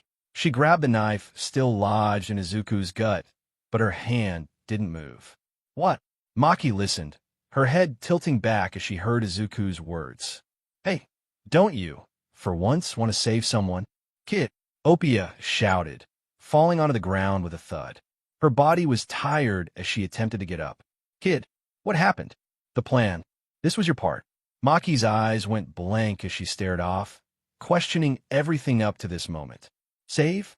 Help? What does it mean to save, and what does it mean to save someone, not to kill?" "Oppia, this is my plan." Izuku's body fell onto the floor, but Maki still held her knife, her blank stare focused on him. He bled out on the floor as his warm BLD spread. Oppia pounded her fist onto the floor, yelling as two pink-haired girls walked forward, Sado and Yuno. Their minds spiraled out of control, with Sado swaying her body back and forth, looking frenzied. Sado grabbed one of the soldiers' necks and snapped it, killing the guard, while Yuno glared angrily at Maki, flipping out her flip phone. Yuno's flip phone, current time. "My darling's BLD is dripping so lifelessly, it's scaring me." He's dying, Maki thought. Yuno's flip phone, current time, and Sado walked toward Maki. A masked, blinding shadow crossed Sado's face as rage blinded her, and her focus was on Maki. Veins popped out of her hand and forehead until someone held her back. "Sado!"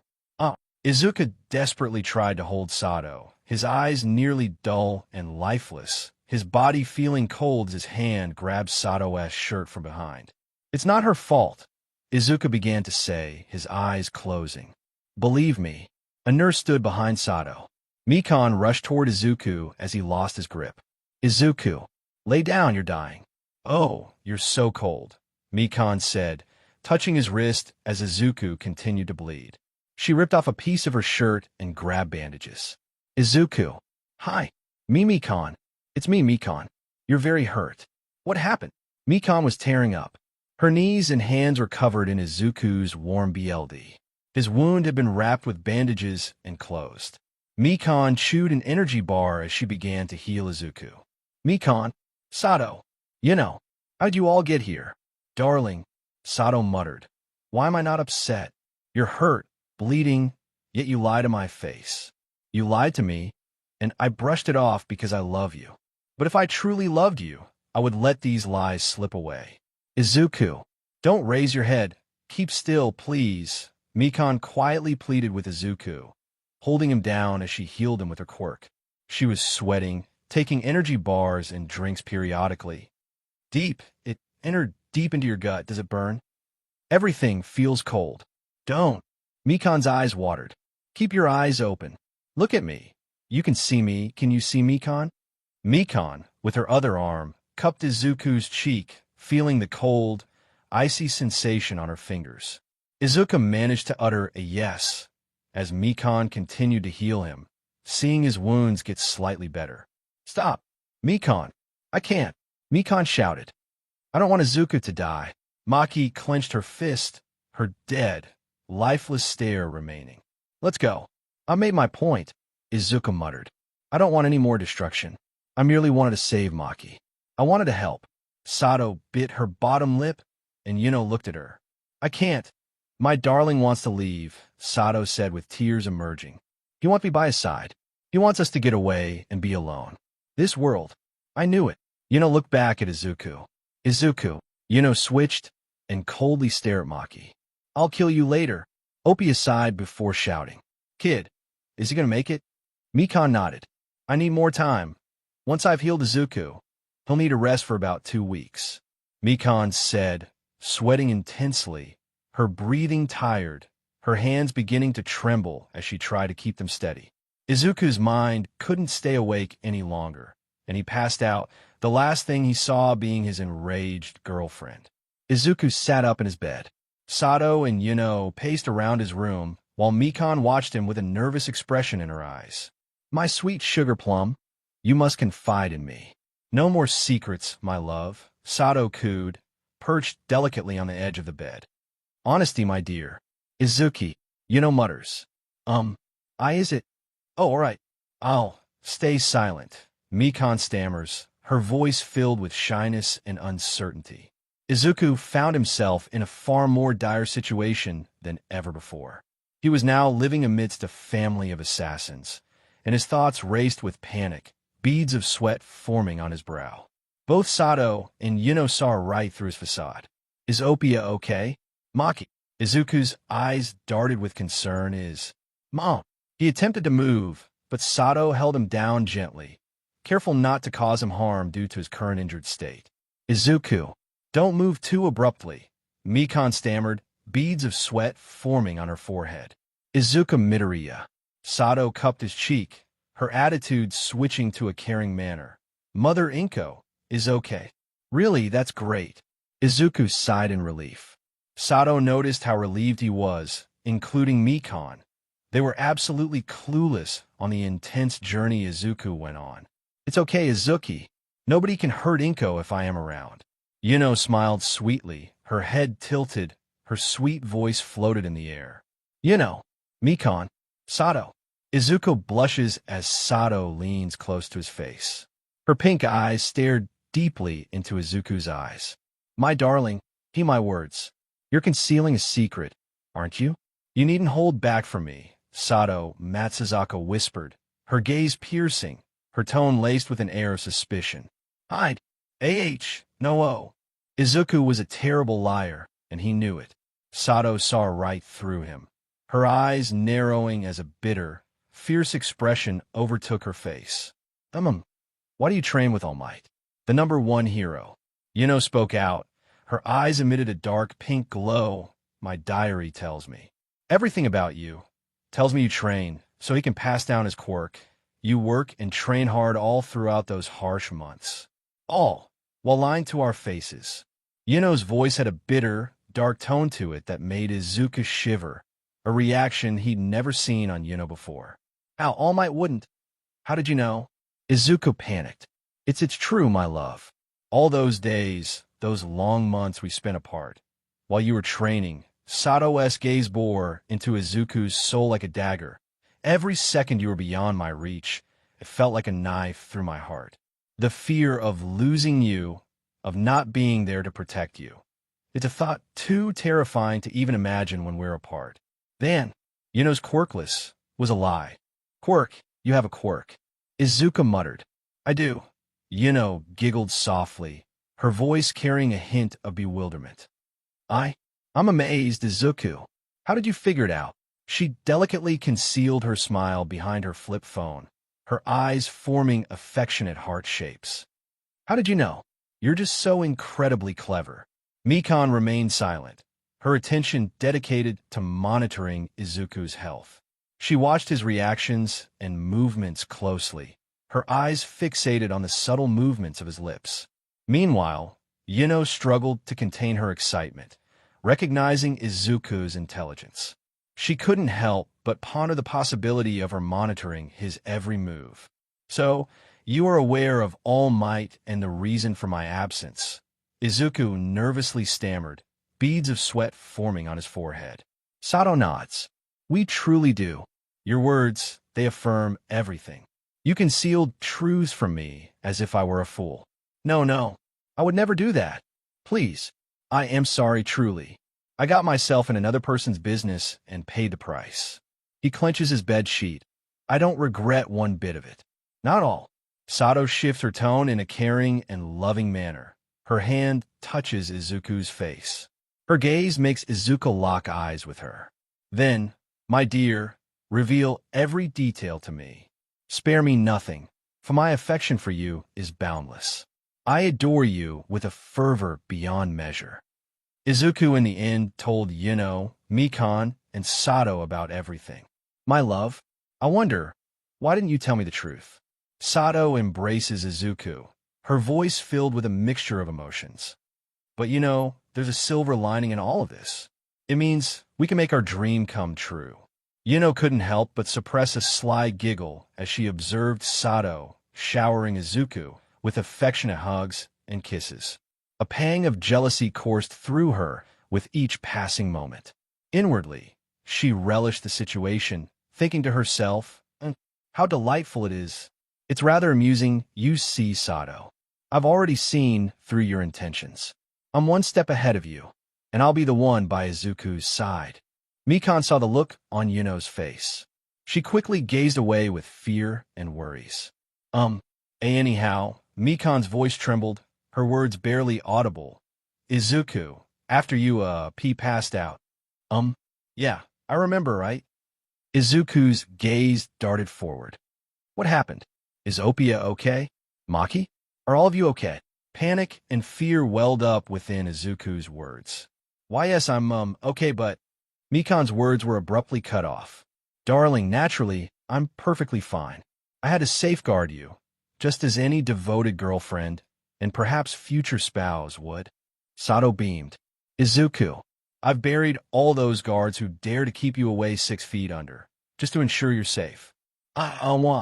So, Mikan whispered hesitantly. What happened was, Maki, she had a fight with her mother. They had a big argument, and then they somehow came to an agreement. Maki's still considered part of the family, but Oppia isn't anymore. And, well, the thing is, Maki was really, really grateful, even though she tried her best not to show it. But it was, pretty obvious. Mikan gasped softly, her eyes closed in embarrassment. Now, she has her own apartment near the city, and she's not allowed to live in the family mansion anymore. Mikan added the last thing. You were asleep. For 3 weeks. What? Wait, 3 weeks? Like 3? In 333. All Might going to kill me. How did Mom not know? We met your mother, and she's such a lovely person, so incredibly kind. We managed to get into your apartment, and I tended to your wounds. They were, quite severe. Why your heart? It almost stopped working, Mikon stammered, her voice trembling with a mix of anxiety and concern. She started crying after she offered food. Yuno muttered, "But she's so kind." Mikon's voice quivered as tears welled up in her eyes. "I wish my mother could love me like Izuku's mother does." "Izuki, we informed her that you were in the midst of a delicate phase, and she mustn't, under any circumstances, open that door." "You what?" That day, sheer panic ran through. The next day, chop, Midoriya. 3 weeks without any action isn't great. 𝐃𝐚𝐫𝐥𝐢𝐧𝐠 chimed as he trailed behind on his Segway. Leaning in closer, he whispered, "Psst, young Midoriya, those young ladies." Izuku looks back, seeing Yuno, Mikon, and Sado jog behind him. He smiles and turns to face 𝐃𝐚𝐫𝐥𝐢𝐧𝐠. They continued to jog throughout the park. "They scare me, mainly the pink-haired one," 𝐃𝐚𝐫𝐥𝐢𝐧𝐠 exclaimed with a trembling voice. "Huh, Izuku huffed as he jogged while carrying heavy trash. "No, the other one," All Might uttered, his voice noticeably weaker and less robust. "Oh, Sado, she's my girlfriend." 𝐃𝐚𝐫𝐥𝐢𝐧𝐠 nearly spat out BLD in shock. "Young Midoriya has a girlfriend?" "Huh, well, I am actually glad you still decided to train me." "All Might," Izuku smiled kindly. "Well, I was indeed threatened by 2 teenage girls. Anyway, as long as I don't spill the beans about my quirk, everything should be just fine," 𝐃𝐚𝐫𝐥𝐢𝐧𝐠 reassured Izuku, giving him a thumbs up. "I have faith in you, young Midoriya, and those who are dear to you. I can see it in their eyes. They genuinely care about you." With a playful wink, 𝐃𝐚𝐫𝐥𝐢𝐧𝐠 added, "I had no idea you were such a ladies' man." "Ha ha ha. I don't seem like that type, huh?" "Precisely. Young Midoriya." "Huh." Izuku's soul flew out of his body. As the others surged ahead, Mikon lagged behind, her fragile form stumbling wearily. Her legs wobbled, and her breaths escaped in labored gasps. Please, wait for me." As training days melded into one another, Izuku's resolve only grew stronger. Unbeknownst to him, a watchful eye was cast upon his relentless efforts. The girls, hidden in the shadows, observed his unyielding dedication to mastering All Might's quirk. They watched in silence as he pushed himself harder each day, making up for the lost 3 weeks of training.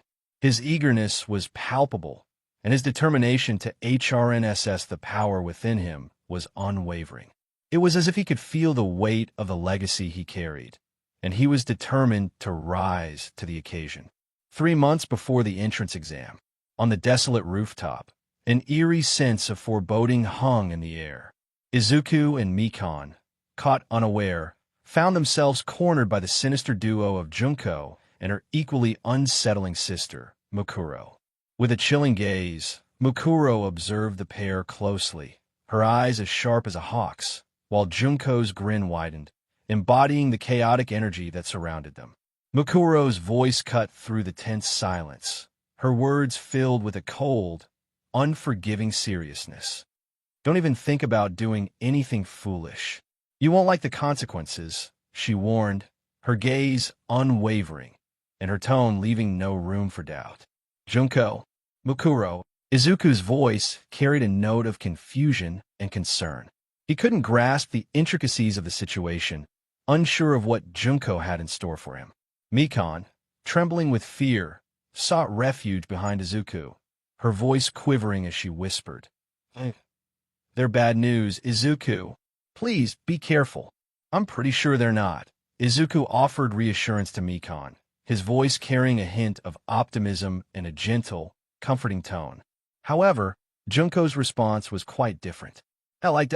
Totally not a genius psycho over here," she exclaimed with a dramatic eye roll.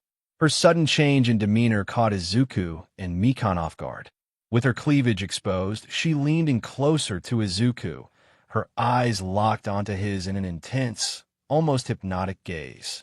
I was so surprised at how loyal you are," Junko sneered with a malevolent grin, her lips inching closer to Izuku's ear. Her voice held a chilling, sinister undertone. "You only dated her because she was the first girl to ask you out."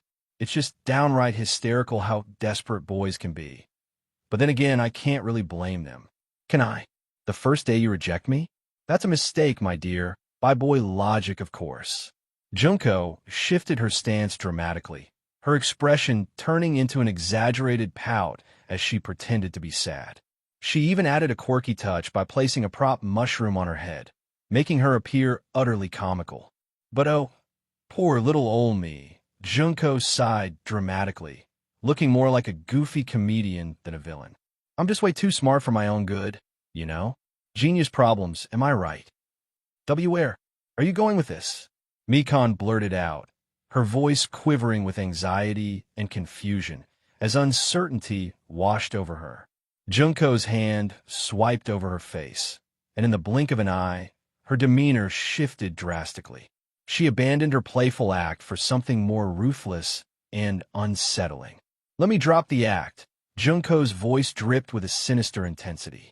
Sado Matsuzuka is a woman who knows how to have her own kind of fun. Remember what I told you, Izuku, she continued, her words taking on a sinister tone. Boys, they date a girl if her panties are loose enough to slip through. The implication in her words hung heavily in the air, making her message all the more chilling. Just as Izuku was about to speak, Junko swiftly silenced him with a raised finger, a mischievous glint in her eyes. Shush, darling. The genius is speaking, Junko declared, her tone suddenly playful as she transformed into a cute, cat-like expression. Her words, however, were far from innocent. Your girlfriend is quite the adventurous one, Junko continued with a sly grin, her voice dancing with dark humor. The number of PPs she had, well, let's just say it's more than when KFC first ran out of chicken. Her DLVRY blended intensity with a twisted sense of humor, leaving an unsettling but oddly comical vibe. What? Izuku was left utterly speechless for a moment. Then his tone shifted from bewilderment to anger, his voice taking on a more serious and determined note. What do you mean? He demanded an explanation, his determination to understand the situation clear in his voice. Mikon clenched his shoulders, hiding behind him. Is she talking about that? Oh, Junko chuckled wickedly. Really, broccoli boy? Her teasing tone was laced with dark amusement. She had deliberately provoked a reaction from Izuku, knowing that any caring boyfriend would be upset by the information she was sharing with him. Junko pulled out her overly pink and fancy phone, decided with a lot of stickers, and was extremely stylish. Izuku's reaction was one of sheer shock and disbelief. As photos of Sado began to surface, displaying her engaged in various NTMT actions with other boys, hugging, kissing, and acting in ways she had with Izuku, he couldn't help but feel a deep sense of betrayal and confusion. The evidence before his eyes left him in a state of emotional turmoil, struggling to process the revelations about his girlfriend's actions. 13 guys. Well, 13 is quite the number. Junko shrugged casually, her voice dripping with a twisted sense of amusement. But, you could always be my first. Ditch that dirty woman and come be with someone curvy, CC, and absolutely defined, she purred, her words taking on a stuck tone. I promise, my genius will have you completely under its spell. When were these taken? Izuku questioned, his voice trembling with a mix of hurt and confusion as he turned to look at Junko for answers. What? Junko retorted with a disgusted expression, taking a step back from Izuku. Her voice grew sharper and more agitated. What? She yelled angrily, her frustration and anger boiling over as she processed the situation. Izuku's expression underwent a change as he observed Junko's reaction to his question.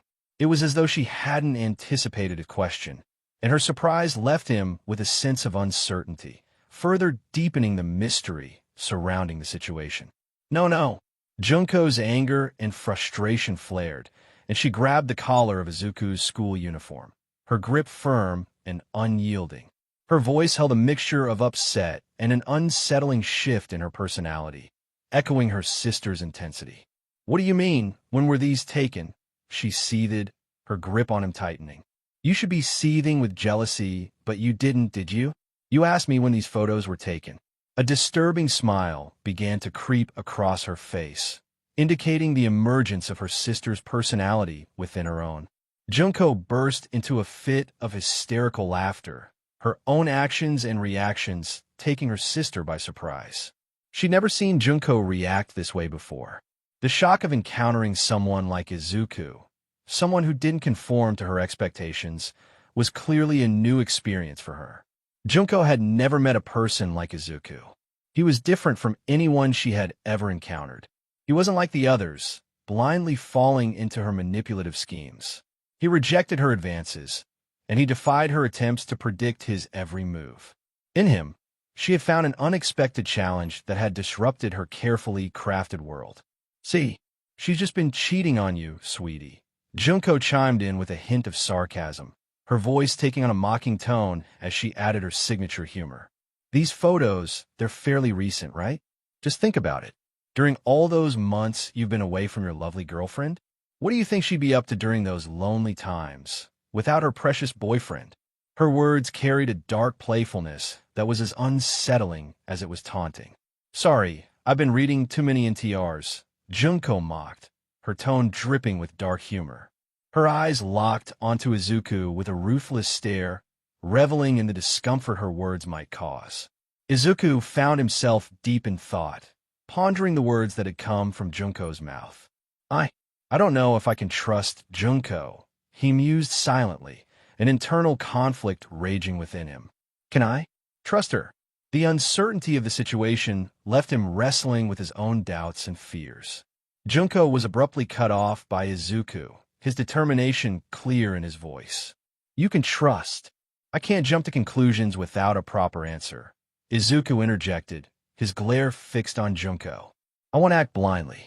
I appreciate you telling me this, but I wish Sado had told me herself rather than you." His words held a hint of frustration and disappointment, reflecting his longing for honesty and direct communication from his girlfriend. "He did it again," Junko muttered, biting her bottom lip as if trying to contain her laughter.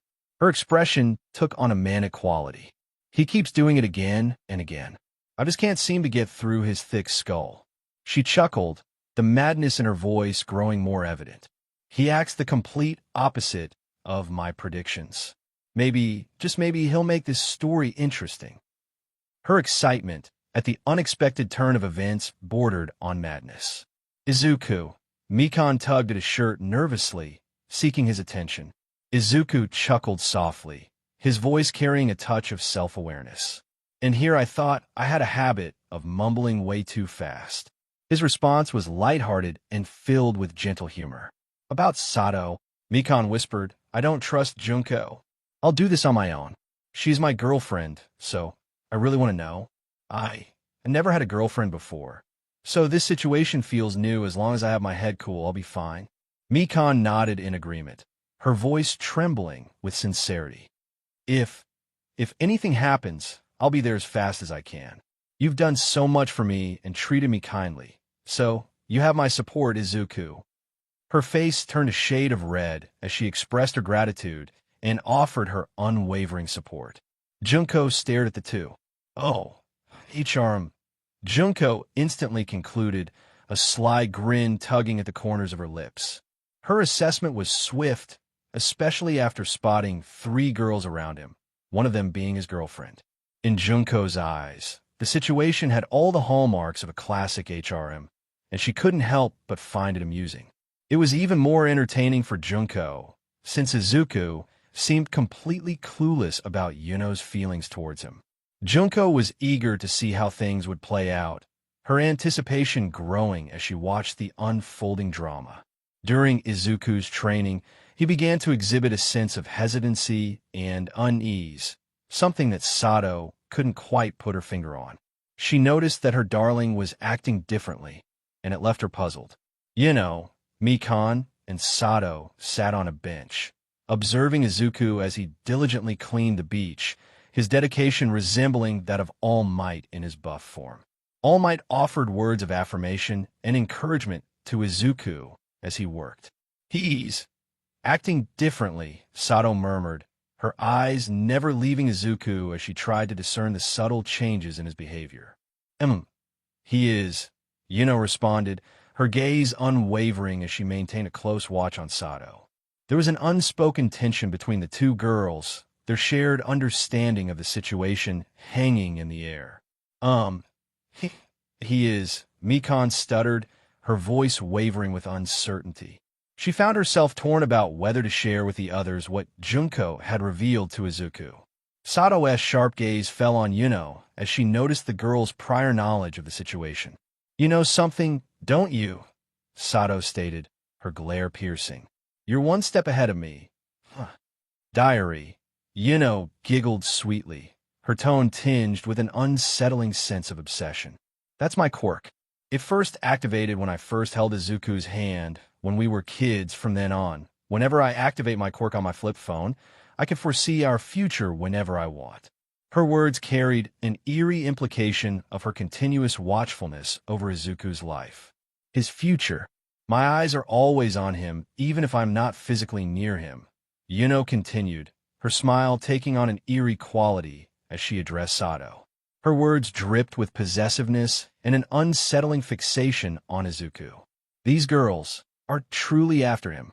Mikon shivered, her voice filled with a mixture of admiration and jealousy. I don't blame them. He's so amazing.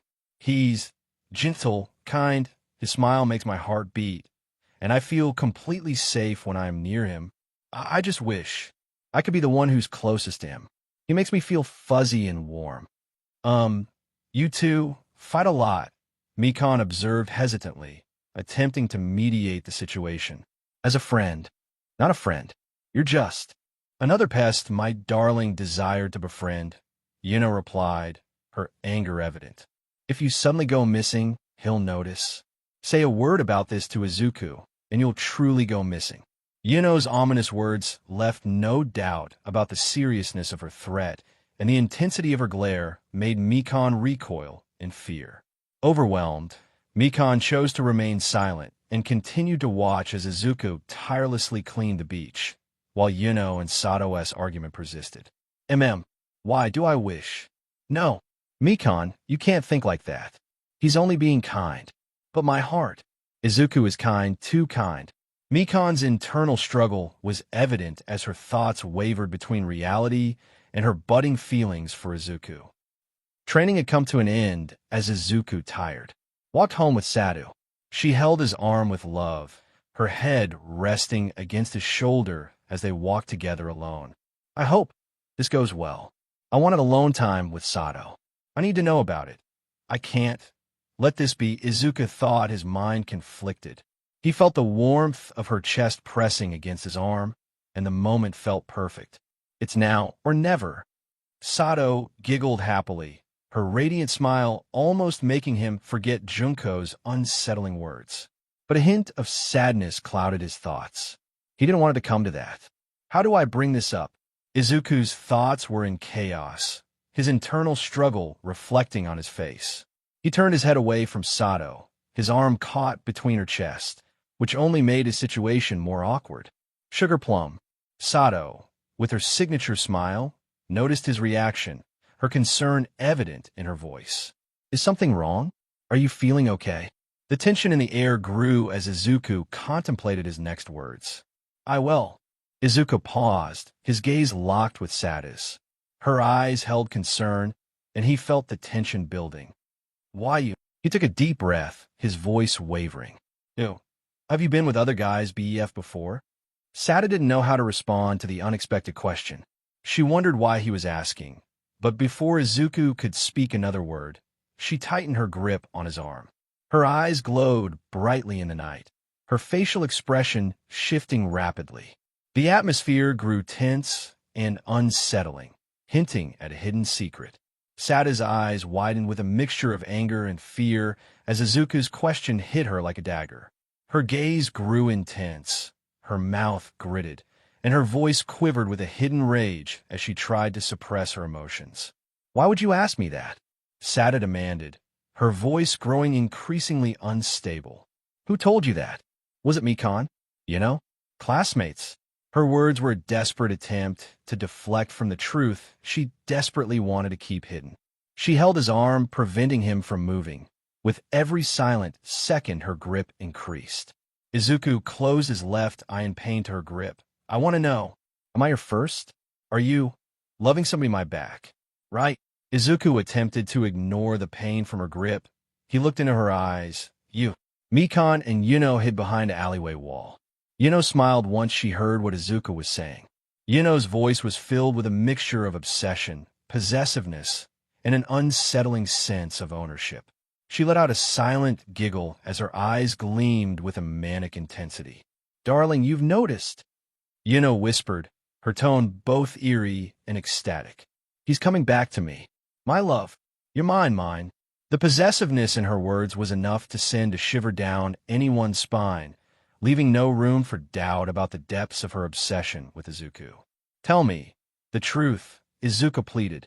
She felt her cooper his cheek with both of her hands. You won't leave me, right? No matter the answer, you can't. You can't. Izuku was shocked for words. She closed the gap between them. She pressed her body against his. Her chest pressed against his. Her personality felt different, a side that Izuku never had seen before. Izuku couldn't believe his eyes as he stared at the gauge. Sado's mental state was at an alarming 400%, the bar on the gauge read. He was utterly perplexed, struggling to comprehend what this meant. The situation had taken an unexpected and concerning turn, and Izuku couldn't help but feel a growing sense of unease. Sato's possessiveness and obsession were palpable as she clung to Izuku desperately, refusing to let go. Promise me, you won't. You will not, Sado pleaded, her arms squeezing him tightly, her voice trembling with desperation. You can't, she repeated, the words pouring out of her as she held him in a vice grip. I won't, not unless you tell me the truth. Izuku stammered, doing his best to calm Sado's frantic emotions. I love you, Sado confessed, her face flushed with emotion. I'm sure you know that, but I love you a lot. My love for those past guys I dated will never compare to my love for you. Izuku noticed the Yandere level decreasing, but the situation remained intense. Yandere level 8. Current mental state 376%. Danger. Yuno, observing from a distance, bit her nails angrily as she watched Sado hold Izuku's hand. Before I met you, Izuku, before I found my true purpose, my broken jar didn't know what love felt like, Sado confessed, her voice trembling with emotion. No matter how many pieces of candy were put in that jar, it couldn't contain it. That was my love.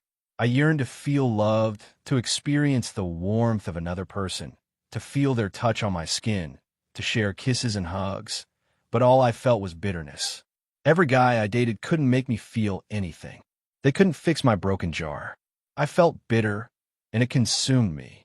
She gripped Izuku's shoulders, her hands trembling with the intensity of her emotions. Bitter, she repeated, her voice growing more frantic. I thought I was forever going to be broken, a girl who couldn't love. I didn't want that. Because of that fear, I gave away my first time to someone who wasn't special. Sado's confession revealed the depths of her desperation to feel love and the scars she carried, and Izuku couldn't help but feel a mix of sympathy and concern for her. What he heard next made his skin crawl. As Sato's confession continued, a heavy silence settled between them, and Izuku's eyes widened with shock and disbelief. Sato watched as Izuku slowly stepped away from her, his face revealing a complex mix of emotions. It was clear that the truth he was about to hear was striking a nerve, bringing back painful memories. It all made sense now. The truth that was coming back to bite him was the reason for the mental scar on Izuku's heart. It was a reminder of the torment and bullying he had endured at the hands of Bakugo and his gang, the cruel taunts and jokes that students had made at his expense.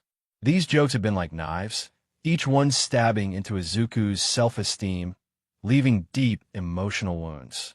Izuku's past had left him with scars, both physical and emotional, and now he had to confront a painful truth that threatened to rekindle the pain he had tried so hard to overcome.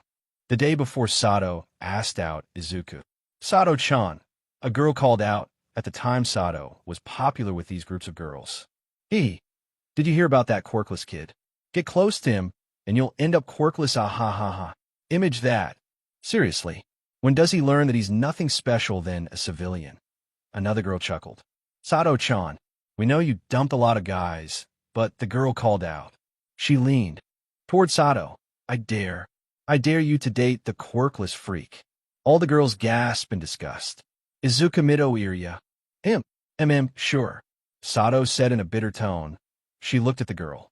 "Date him for 6 months, then break up with him." One of the girls laughed out loud. "That will teach that quirkless freak a lesson." Flashback Yandere. Izuku's emotions were in turmoil, and he felt like his heart was being torn apart. His eyes welled up with tears as he struggled to find the words to express the pain and confusion he was feeling. His voice quivered with raw emotion as he finally managed to speak, though it was difficult to hold back the tears. "You dated me because of a dare?" Izuku's voice broke as he tried to maintain his composure. "Am I just a dare? Someone to joke around with? Am I just a punchline because I'm Bakugo's punching bag? Do you even care or love me?" The weight of his words hung heavily in the air, and the vulnerability in his voice made it clear just how deeply he had been hurt by this revelation. Izuku's heart was aching, and the question he posed was one that cut to the core of his fears and insecurities. Sado clutched Izuku's hand tenderly, her voice trembling with a mixture of desperation and deep affection. "No, please. I love you. I do. I love you a lot. You're all I think about when I sleep, when I study. All I can think about is you." Her words were filled with the intensity of her emotions, and her love for Izuku was undeniable. Sada's voice was filled with a lovesick devotion as she closed the gap between them. Her eyes locked onto Izuku's with an intense passion. She whispered with an almost obsessive determination, "I will never leave you, Izuku. And I mean it. You're mine. I always wanted to be that way. I won't let any girl touch what's mine." Her words were a declaration of her unwavering commitment, a possessiveness born from her deep affection for Izuku. The intensity of her emotions was palpable, leaving no doubt about her devotion to him. The scene played out with a mix of emotions in the onlookers. Mikon observed Yuno's dull eyes, a flicker of disappointment passing through her. On the other side, the sound of kissing filled the air as Asada's lips pressed against Izuku's, her hands gently cradling his face. Yuno's internal turmoil was visible as veins popped from her clenched fist. No. His first kiss was supposed to be with me," she whispered with a hint of frustration and jealousy. Mikon, feeling the tension and fear of Yuno's reaction, chose to remain silent and watch the situation unfold, unsure of what to say or do. "Darling, forgive me," Sado pleaded, her eyes brimming with love and anxiety. She tenderly caressed his face, her touch filled with affection. I didn't want to tell you, because I was afraid you would leave me. Even if you try, I won't let you." Her voice trailed off, carrying the weight of her fear of losing him. Izuku experienced an inexplicable warmth blossoming in his chest. Sado's delicate caresses sent a wave of color to his cheeks, and her soft lips met his for a second time, extending the kiss, each moment feeling like an eternity. Izuku's face turned a bright crimson as he stammered, struggling to find his words. "Sado," he began, the rush of emotions overwhelming him. Sado let out a laugh, her eyes dancing with a playful gleam as she held his hand, their fingers intertwined. Her demeanor shifted once more as she looked into his eyes with a mixture of curiosity and concern. "My love, who told you that?" she inquired, her voice now soft and inquisitive. Izuku hesitated, his mind racing to find the right words. The thought of divulging Junko's involvement weighed heavily on his conscience, yet the truth seemed inevitable. "Oh, he started before pausing. "Must I force it out of you?" Sado tightened her grip on his hand, her nails digging into his skin. Who's trying to keep us apart? Izuku sighed, a mixture of relief and trepidation in his eyes. Junko, he confessed, the name slipping past his lips. She confronted me and Mikon on the rooftop. Sado's expression shifted once more, her demeanor becoming eerily calm. That? Oh, she responded, her tone tinged with a sense of satisfaction. Thank you for telling me, my love. That's very sweet of you. In the depths of his thoughts, Izuku seethed with anger and frustration. He couldn't help but entertain vengeful thoughts about Junko, her actions driving him to the edge. As Sado turned away from Izuku, her gaze grew cold, and her determination intensified. Her heart burned with a fierce resolve as she muttered, I'm going to kill her. Izuku watched her, concern and confusion clouding his thoughts as he witnessed the transformation in her demeanor. He had never seen her like this before. Sado turned back to face him, and her eyes met his with an unsettling intensity. It seems I have to show her that you're mine, she declared, her voice laced with possessiveness and a fierce determination that sent shivers down Izuku's spine, holding his arm as they walked together. Izuku was surprised by the outcome, but he could. He trusted her, and forgive her. Sado, Matsuzuka, Yandere level 8. Current mental state, 100% safe? Safe. Sado jolted awake, her body reacting to the sudden, eerie knock that pierced the veil of the night. Disoriented in her green pajamas, she reluctantly peeled herself from the bed, compelled by an inexplicable force drawing her toward the peculiar sound. The disconcerting knock had transformed into a chilling thud that echoed through her apartment, the wooden floor groaning under an unseen, weighty presence. Each step she took quickened her heart, the darkness amplifying the wild flight of her imagination. Entering the dimly lit living room, she fumbled for the light switch with trembling hands. The sight that met her gaze froze her in terror. The front door, a bastion of security, yawned wide open, exposing the consuming blackness of the night beyond. As Sado spun around, she was met with the horrifying figure of Yuno, gripping an axe, her eyes ablaze with a ferocious mixture of fury and fixation. A chilling shiver coursed down her spine as Yuno advanced, blocking her path and ominously sealing the door behind her.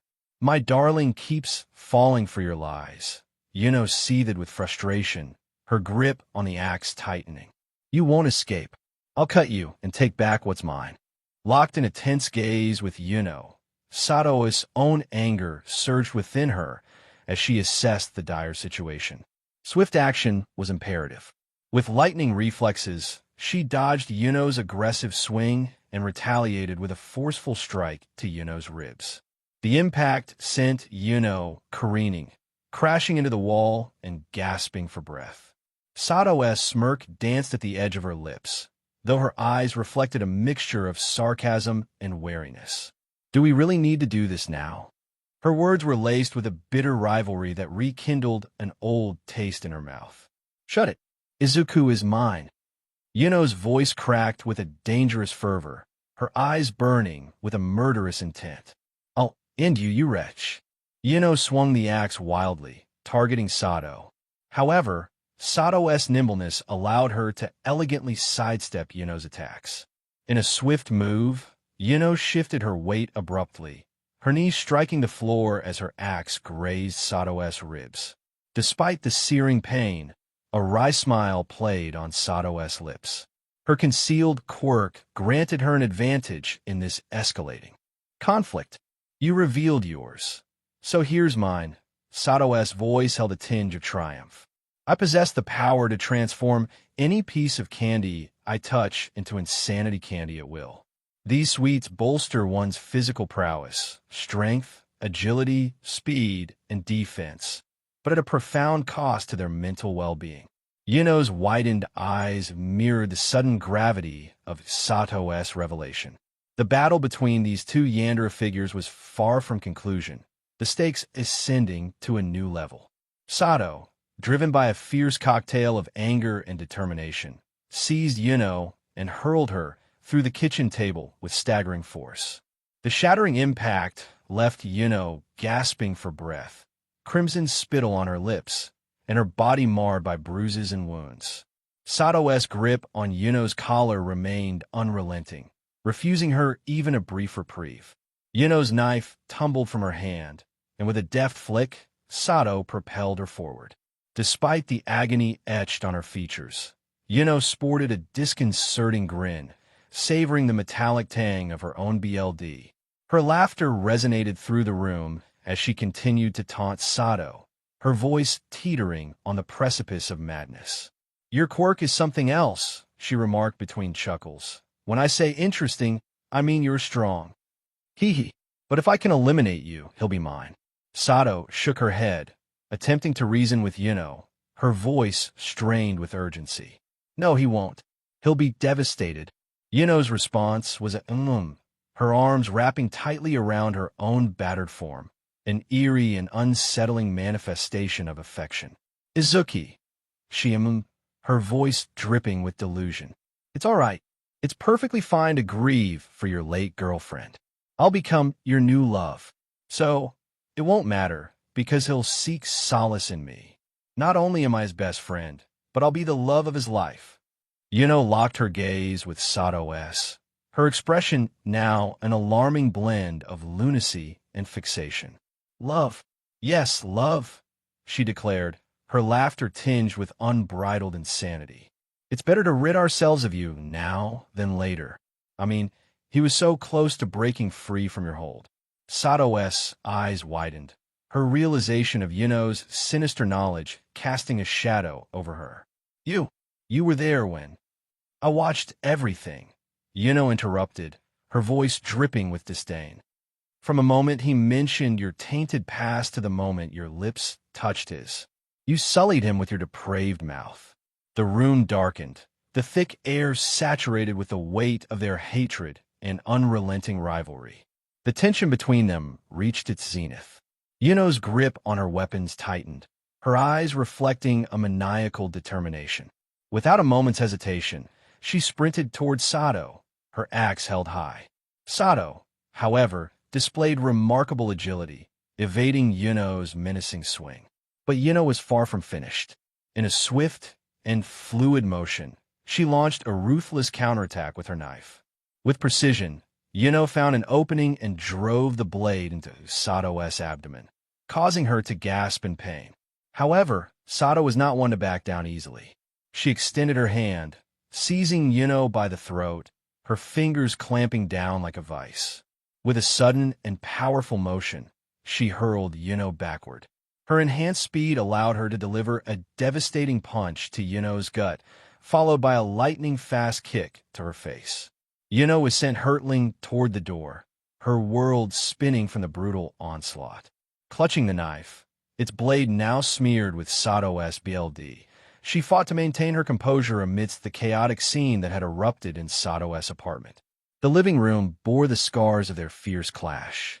Sado's table lay in shards, the walls riddled with holes and puncture marks, and the floor splattered with BLD, testament to the brutal struggle that had unfolded.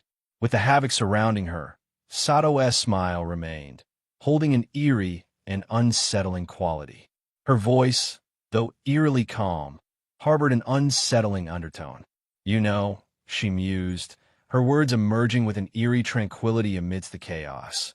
"I live on higher floors for a reason, because these spaces aren't tailored for adults." Yuno's form quivered from the exhaustion that seeped through her, yet the flickering rage in her eyes remained an unquenchable fire. The BLD-smeared knife she wielded trembled in her grip, a relentless symbol of her unwavering determination, despite the sweat and effort etched on her face.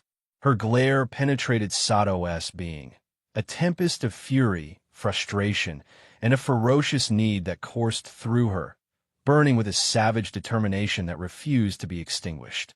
"I'll kill you." Sado, against the backdrop of her injuries and the swirling chaos, stood unwavering. Rather than yielding, she emitted a maddening, psychotic laughter that reverberated through the room. "Yet you haven't," Sado taunted, the echoes of her chilling laughter pervading the confined space, underscoring her resolute and unyielding nature. Izuku, Yuno struggled to rise to her feet once more. Her voice quivered with a perilous determination. I'll kill you. Mark my words. Yuno's movements became a fervent dance of aggression as she unleashed an unrelenting assault. Sado's punches landed with force, but Yuno's knife inflicted minor grazes on her body and clothes. With determined fervor, Yuno deftly evaded Sado's kicks, taking her opponent by surprise. With her leg poised over her shoulder, Yuno lunged forward, her axe connecting with Sado's shoulders. This time, excruciating pain shot through Sado. A mix of anger and agony flickered in her eyes as Yuno's knife aimed for her neck, only to pierce her shoulder. The room crackled with an intense, heated energy as the two clashed, each movement charged with fierce determination and ferocity. 30 minutes they fought. Sado found herself on the defensive, the battle's intensity taking a relentless toll on her. Yuno's slashing attacks on her forearms had caused blood to spatter across the floor, and the effects of her quirk were beginning to wane. You think I would let you take my love away from me? Sado's voice quivered with manic excitement, her eyes wide and crazed as she spoke. The excruciating pain she endured seemed secondary to her overwhelming determination and obsession to keep Izuku. Sado, despite the pain and injuries, remained determined to protect her love. She gasped excitedly, adrenaline pumping through her veins as she fought to keep Yuno away from Izuku. In this intense moment, as Yuno's vision tunneled, Sado saw an opening and capitalized on it. With swift precision, she maneuvered behind Yuno, leveraging her position to unbalance her. Driving Yuno's head into her stomach, Sado launched a flurry of powerful punches at Yuno's midsection. Each strike landed with the force of an unstoppable machine gun, driving Yuno back step by step. The unyielding ferocity of Sado's assault spoke volumes about her unshakable resolve and determination. The barrage of blows, relentless and focused, sent a clear message of Sado's unwavering intent. Yuno's anguished shouts filled the room, a crescendo of stress and desperation underscored by the wild tugs on her hair. The conflict had reduced them to a nightmarish entanglement, where both girls grappled, exchanging violent punches in a brutal struggle. The battle's zenith arrived, leaving Yuno sprawled on the floor, defeated and bloodied, while Sado stood, victorious but ragged. In the midst of the chaos and turmoil, a flicker of unexpected respect for Yuno's unwavering determination stirred within Sado. "You truly love him," Sado commented, her gaze locked onto Yuno. "You're not so different from me." Yuno, still brimming with hostility, retorted sharply, "We're nothing alike. Don't compare yourself to me, you." Sado's lips curled into a wicked smile. "Ah, but I have your axe, you know. I could send it as a gift to your parents, with your head." Despite her exhaustion, Sado managed to regain her breath. She peered down at Yuno, her voice weaving frustration, desperation, and even a tinge of grudging admiration into its tone. "I've never met another girl crazier than myself," Sado confessed, her voice trembling with a blend of complex emotions. "As much as I want to, I can't bring myself to end you. You've been part of Izuku's life for so long. I don't want to hurt him like this. I love him too much." Her words laid bare the depths of her emotions and the intricate web of her feelings for Izuku, casting an uneasy yet intense atmosphere in the room. Yuno's glare remained fierce. Both girls were slowly bleeding out, their powers drained, leaving them physically and emotionally weakened. The after-effects of their ferocious battle lingered in the air. Despite her victory, Sado couldn't help but feel an unexpected pang of sympathy for Yuno as they sat in the aftermath of their brutal confrontation. "I emerge as the victor," Sado laughed, her tone a blend of triumph and sorrow. "But I love Izuku enough to kill for him, to protect him," she admitted, her voice tinged with a mix of determination and affection. Yuno, reflecting on her own unspoken emotions, revealed her regrets with a melancholic sigh. "I've never confessed to him. I wish I had. I didn't want to lose the boy I love, even if it meant he only saw me as his best friend. Sado couldn't suppress a smile. I see. Her bitterness had somehow subsided, offering Yuno a compassionate glance. I genuinely pity you, Yuno retorted, tossing an insult her way, and Sado wittily fired back with girl best friend. A small grin cracked Yuno's demeanor. Funny, huh? Perhaps, but at least we won't die from BLD loss, Sado remarked. Their exchange abruptly halted when Mikon burst into the room, witnessing the disarray and BLD. Sado, what happened? Mikon exclaimed with widened, shock-filled eyes as she rushed to their side. There's so much BLD. The shocking sight threw Mikon into a frenzy, palpable tension suffusing the room as she grappled with the scene. Mikon rushed to the BLD store to determine their BLD types. Once fully healed, she spent the night at Sado's place, sleeping on the floor of her room. Surprisingly, Yuno did the same, and to everyone's surprise, Sado managed to sleep through the night. Their battle had reached a conclusion, revealing the depth of their feelings towards Izuku. Meanwhile, Mikon remained oblivious to the intense conflict between the two. 3 months until the entrance exam, Izuku tirelessly heaved and gathered the colossal pile of trash. Pausing to survey his work, he marveled at the astonishing transformation he had brought to the beach. What was once a littered shoreline now stood as a pristine landscape. And the change was not just in the environment. His own body had undergone a remarkable shift.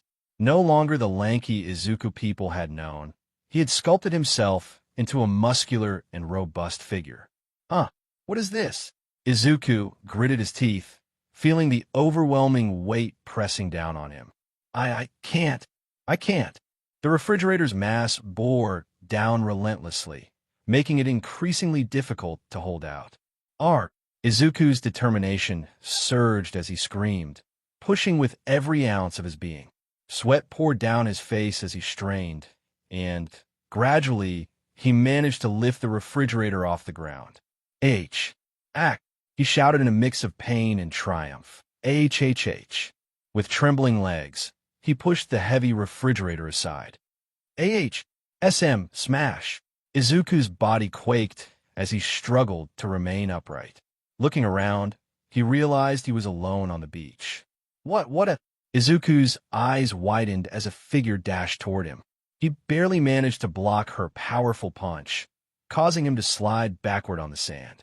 Attempting to get up, the figure reappeared and sent him sprawling onto his back with a swift kick. Gasping for breath, Izuku attempted to rise, but he was forcefully pushed back down. Do you want to die? The figure asked.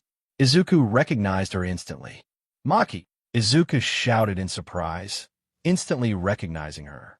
She glared at him with anger in her red eyes, her gaze piercing deep into his. Shut up. Do you want to die? Maki snapped, her voice unwavering and stern. Nevertheless, she retreated slightly and added, but don't misunderstand. I'm not here to shed tears because of you. You did save me, though. Her words blended irritation and gratitude, mirroring her stoic and reserved demeanor. That's all right, Izuku replied as he sat up. Even if you don't thank me, I'm still glad I could help you. She glared at him, her expression stern. What are you saying? You should be dead. I could have been killed right here and right now. Maki's voice held a hint of frustration, but then her demeanor softened as she continued. But I am happy that you came to help me. There. Happy, Mr. Hero. She averted her gaze, her cheeks flushed, struggling to contain her emotions. I don't understand you. You don't. Izuku looked at her, appearing somewhat shocked. Maki let out a sigh, her expression still somewhat stern. It bothers me. How you acted so recklessly to stop my mother from hurting me. When Oppia told me that you were quirkless, I wasn't worried at all. I can't. She hesitated for a moment before extending a hand toward Izuku, offering her assistance.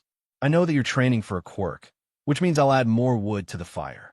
This beach is nearly finished, and adding your combat training. Izuku accepted her helping hand as he got to his feet. Maki's expression became even more intense as she clarified her intentions. Dude, don't take this the wrong way. I am not doing this because of gratitude.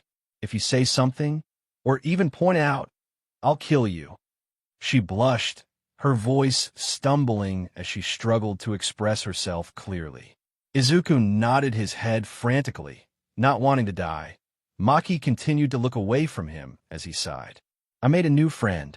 Izuku quietly smiled to himself, feeling happy. I'm doing my best in these last 2 months. Exhaustion might just be the death of you. No need for anger. It's simply a fact. Maki's gaze was icy as she spoke to Izuku. Like, what the hell is going on here? Junko's voice echoed in disbelief, her expression an odd mix of freaked out and intrigued. She noticed Maki sitting on Izuku's back while he did push-ups, and her expression showed both surprise and curiosity. On the other side, Mikon held Sado back, preventing her from lashing out and attacking Maki in a fit of jealousy. Hey, hold on. You can't just casually sit on his back like that. That spot is exclusively reserved for his girlfriend. You know? Girlfriend. Only his girlfriend get the privilege of sitting on his back. Sado's tone was sharp, filled with possessiveness and a peculiar kind of insistence, her words laced with a demanding edge. 20. I can't. Izuku's hands tremble in a sweat. Quit whining. You seriously giving up just because you think I'm heavy? Maki's eyes flashed with irritation, her voice cold and unwavering. I'm pretty damn light. Of course you're light, flatty chest. Sado taunted, her tone sharp and cutting. Huh. Maki's expression darkened, a vine almost visibly sprouting from her forehead. Do you want to die? Get off him, or you'll be the one 6 feet under. Sado barked, her tone a mix of aggression and possessiveness, as Mikon struggled to pacify her. Junko rubbed her eyes, blinked, and then blinked again. OMG. His HRM is growing. Sado, Mikon, Maki, you know, this guy's got something seriously special if he's attracting all these girls. And I bet it's in his pants. Yuno only stared at Izuku deeply, her eyes glued on his sweat as it dripped onto the floor. It gave her a warm, fuzzy sensation in between her that she couldn't describe. But she liked seeing Izuku in such a hot, sweaty state. Junko couldn't help but thrill at the whole situation. This was something she wanted to see until the end. She knew she wasn't going to be bored out of her mind like a zombie. Sister, look jumpy, Makuro pointed out. Ugh, seriously, shut your trap, Makuro. Nobody wants to hear from a gene reject. This is why Mom always favored me over you. Junko shoved Makuro's face away with disdain before taking her seat next to Yuno, with Makuro following behind like the obedient little minion she is. Yuno sighed, upset and tired from the last event. So, Junko whispered, her voice filled with a teasing lilt. Who won the fight? Was it you? Or her? Junko's eyes darted towards Sado with a mischievous glint. Well, it must have been one of you, 'cause the two of you are alive and pumping like wares. Ugh, what's with that intense gaze? Are you trying to drill a hole into my soul? Junko remarked, eyeing Yuno cautiously. Yuno's eyes narrowed, a sharp glint in her gaze. Why do you want to know? How do you know that? Junko shrugged nonchalantly. Oh, come on, loosen up. Everyone here's tumbling into the vortex of intense love and romance. Seriously, it's like a hormonal explosion, especially with these crazy in-love girls around. You know very well who I am referring to. I'd rather not discuss it, Yuno replied curtly. Sado P please. Mikon's plea trembled in desperation, her feeble attempts at restraining Sado falling apart. Ugh! Sado's growl reverberated, her irritation palpable. Flat chest, scram. Crossing her arms, she bellowed with a mix of anger and frustration. Now. Her demand echoed with a no-nonsense tone that cut through the tension. Izuku pushed down. 99.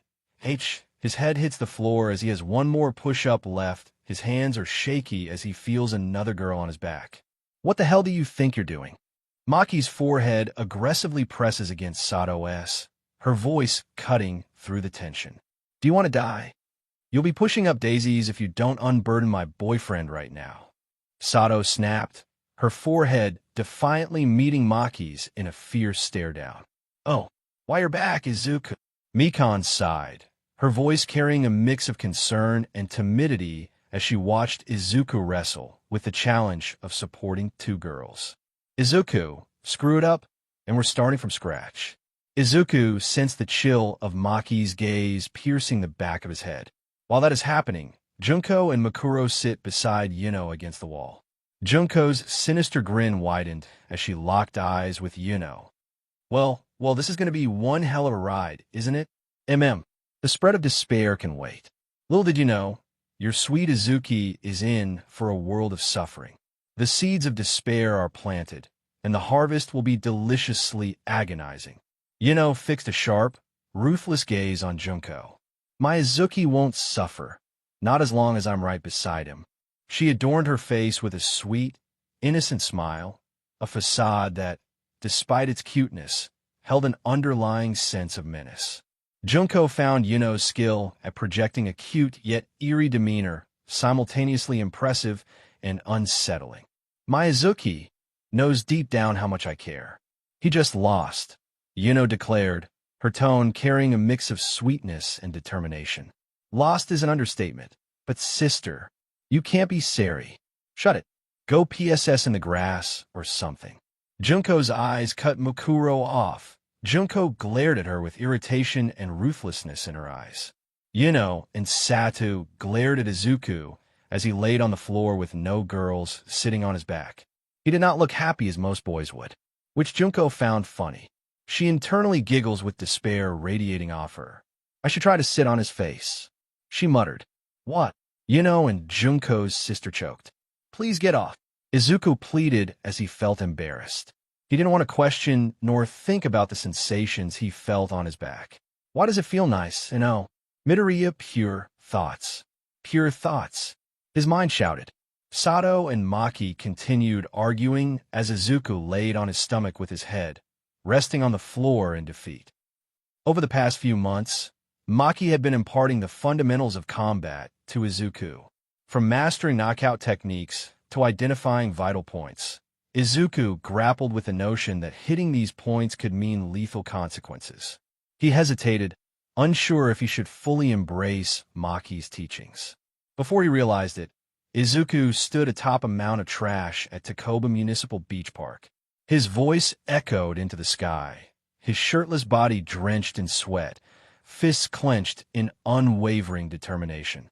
Witnessing Izuku's intense training were Maki, Sado, Mikon, Yuno, Junko, and her sister. They observed as Izuku shouted with all his might, the sun casting a halo around him. Oh, Skinny Might chuckled, watching alongside the others. His tone conveyed admiration. Incredible. Not a single piece of trash on this beach. That's my boy. Maki, suppressing any visible sign of approval, couldn't resist a faint smile at Izuku's achievement. Idiot, she grumbled quietly, the corner of her lips betraying a subtle acknowledgement. Mikon, and especially Sado, burst into exhilaration, their voices rising in unison, echoing with joy as they enthusiastically screamed Izuku's name. Ugh, seriously? Junko drawled, arching a perfectly manicured eyebrow. She shot a disdainful look at the trio, a mix of annoyance and disapproval in her eyes. With an exasperated sigh, she added, waking up early is like totally the worst thing ever. Seriously, why bother? Sis, Izuku's training. It's done. Duh. Like obviously you skank. Junko sighed, adding her signature flair. Izuku's body wobbled as he falls back. Izuki. Well, that's just the pinnacle of drama, isn't it? Junko observed with hands planted firmly on her hips, a smirk playing on her lips, fully anticipating the unfolding spectacle. He's gonna catch him. Loosen your panties, folks. All Might swiftly buffed up, catching Izuku in his arms. Well done, young Midoriya, he exclaimed, a warm smile directed at the tired boy. Izuku chuckled, told ya All Might. All Might gently placed Izuku on his feet. The girls gathered around them. In a fleeting moment, All Might laughed, while Izuku's face morphed from shock to disgust as he picked a piece of hair. Well, All Might chuckled, not mirroring Izuku's expression. Young Midoriya, eat this. Yeah. The The collective gasp echoed through the room, a cacophony of surprise so intense that even Maki, who could silence her footsteps, couldn't mute the sheer disbelief. Mikon, usually reserved and gentle, blinked as if she had just been slapped with a fish. Yuno's eyes widened, and for a moment, her future diary couldn't predict the sheer chaos that had unfolded.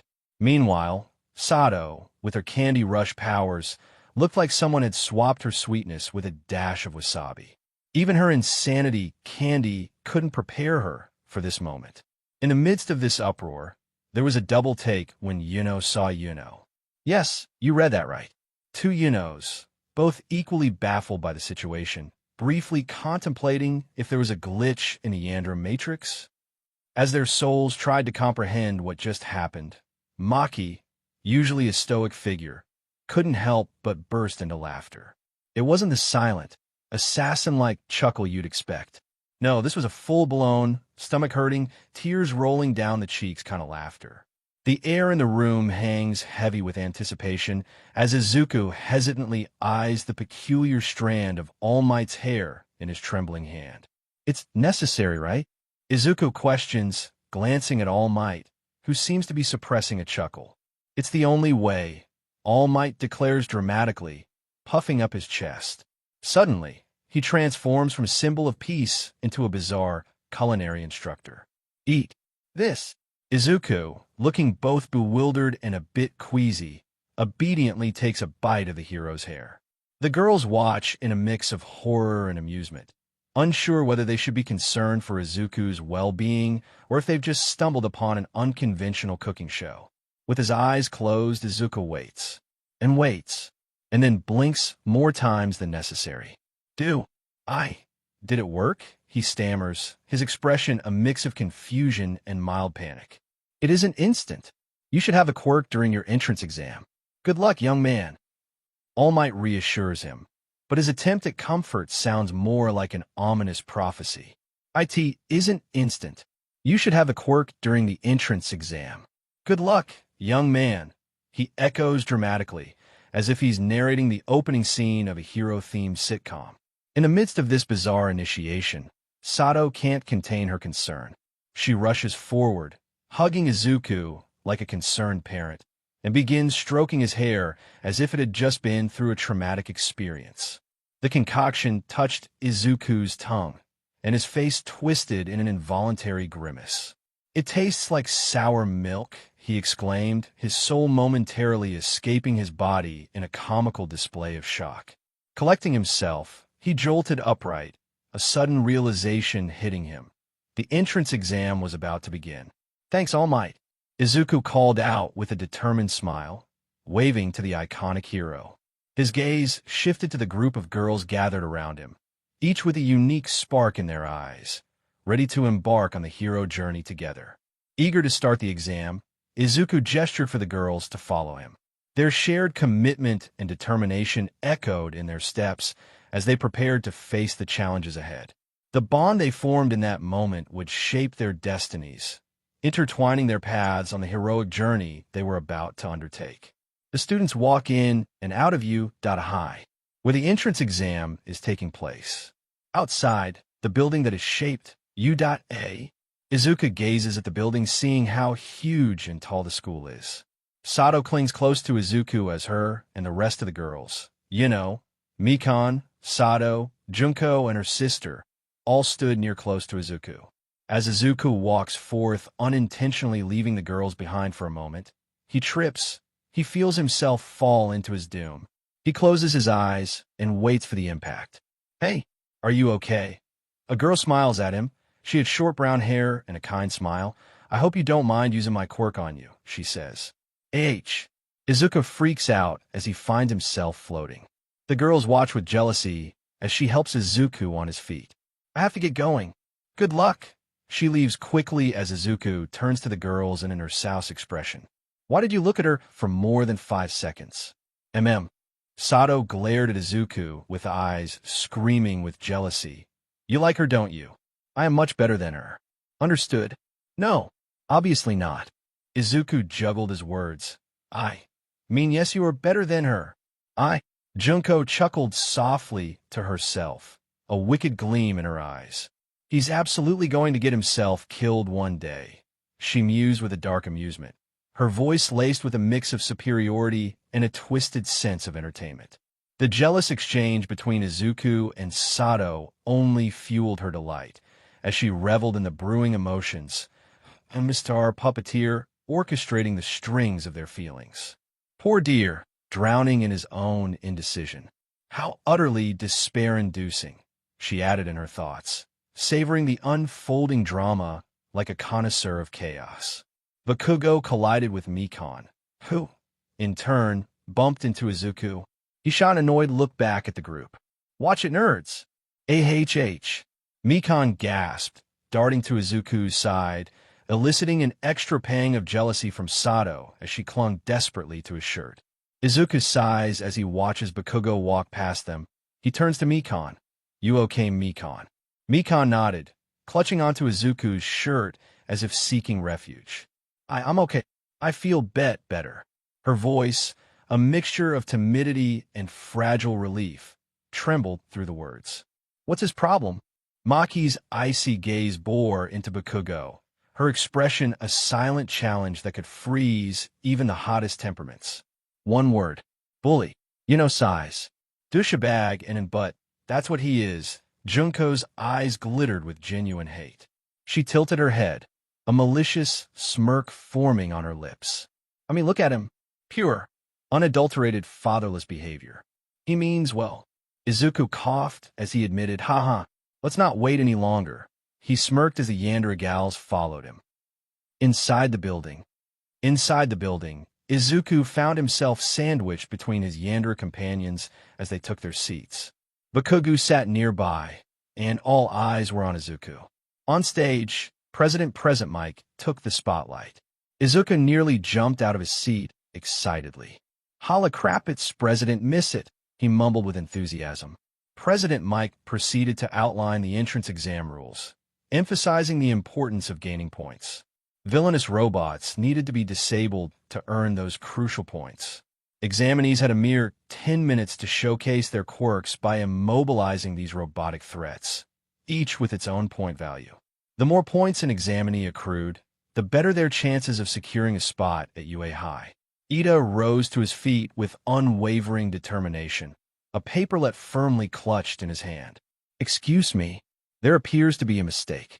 You only mentioned 3 robots, whereas the handout distinctly states 4.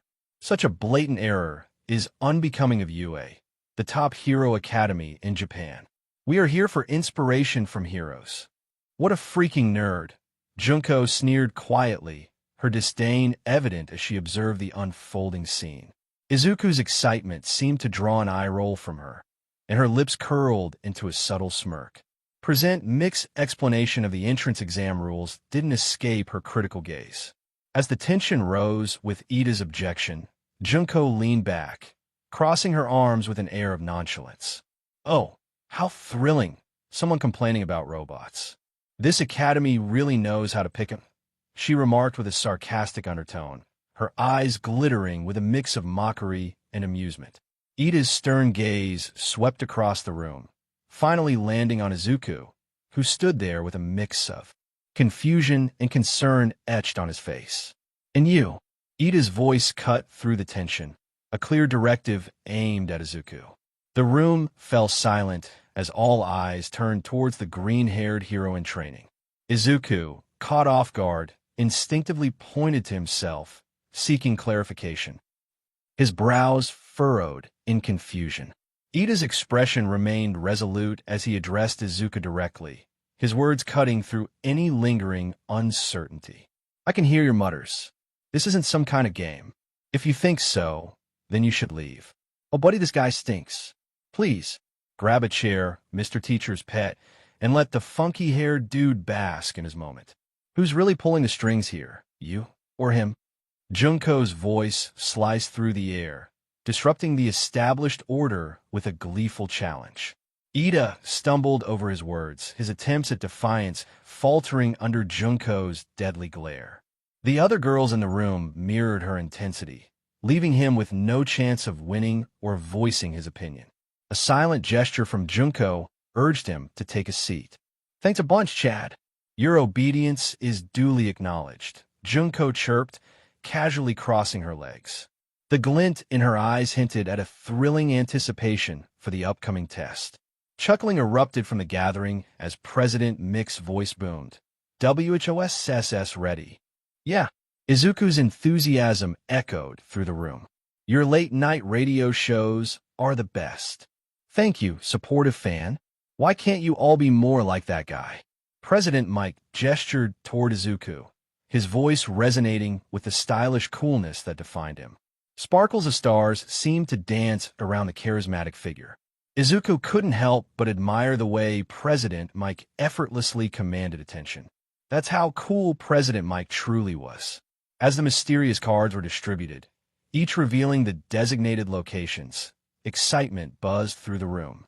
Yuno, Maki, Sado, Junko, and her less-than-enthused sister eagerly checked their cards, only to discover that fate had scattered them to different corners of the event.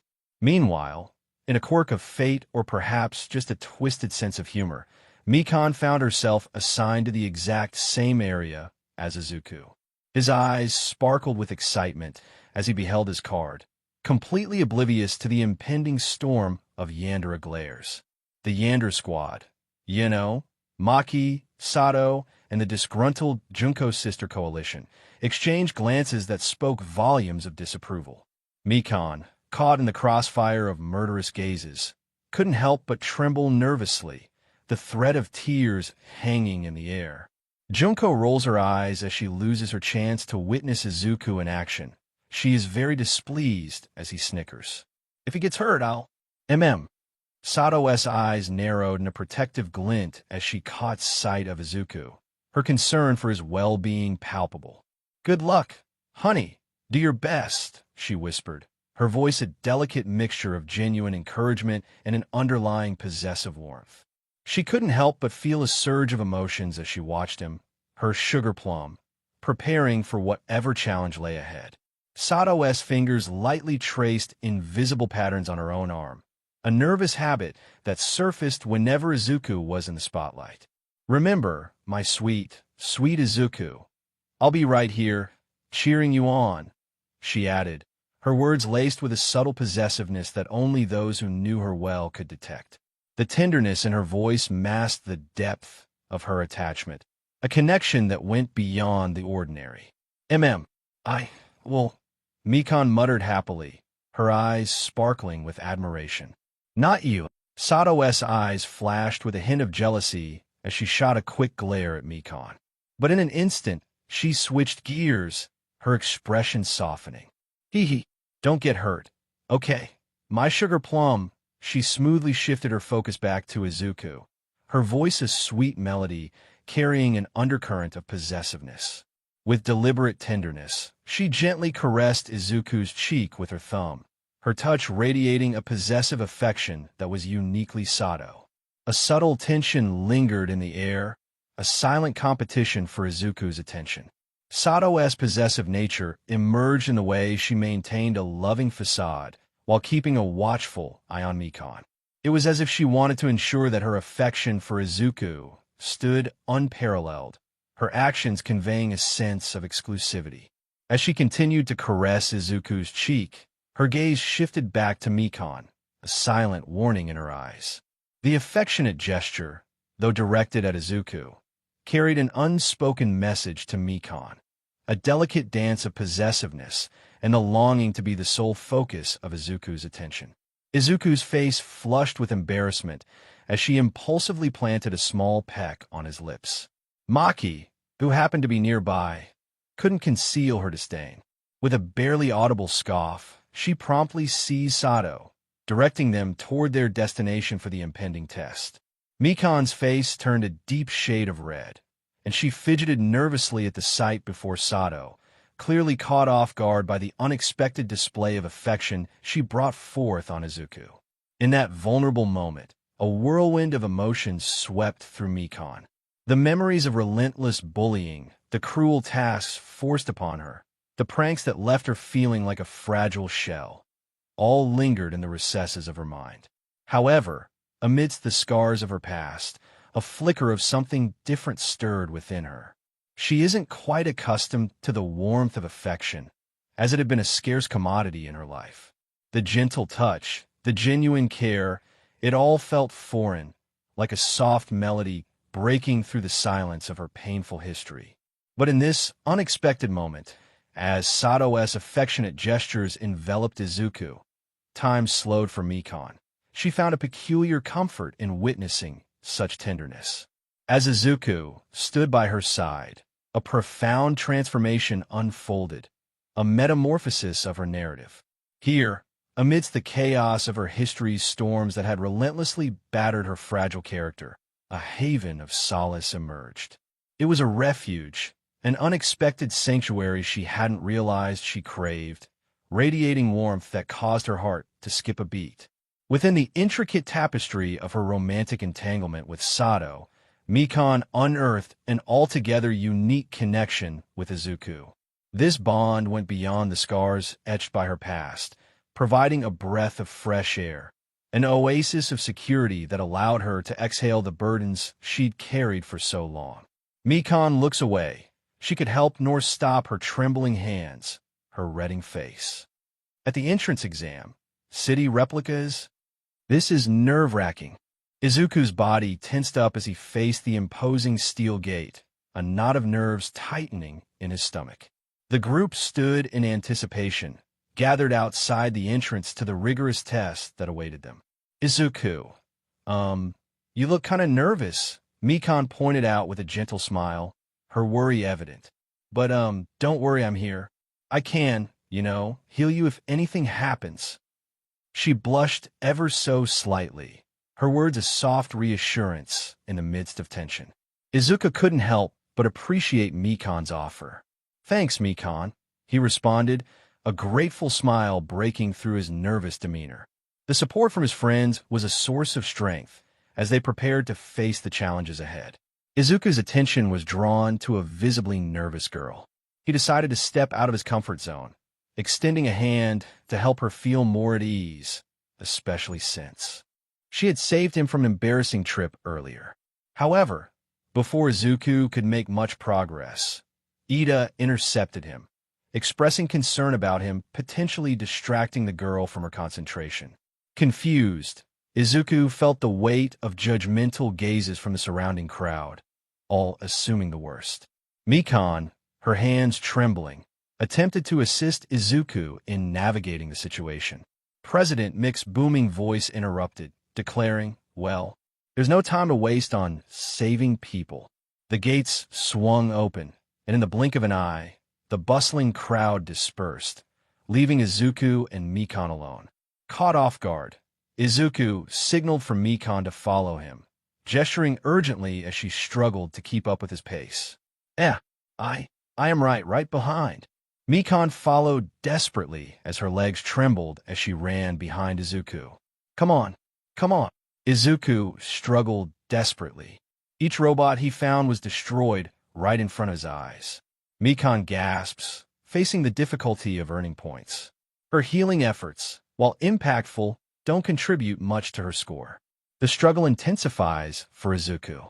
Everywhere his gaze turns, he witnesses competitors utilizing their quirks, steadily accumulating points as time ticks away.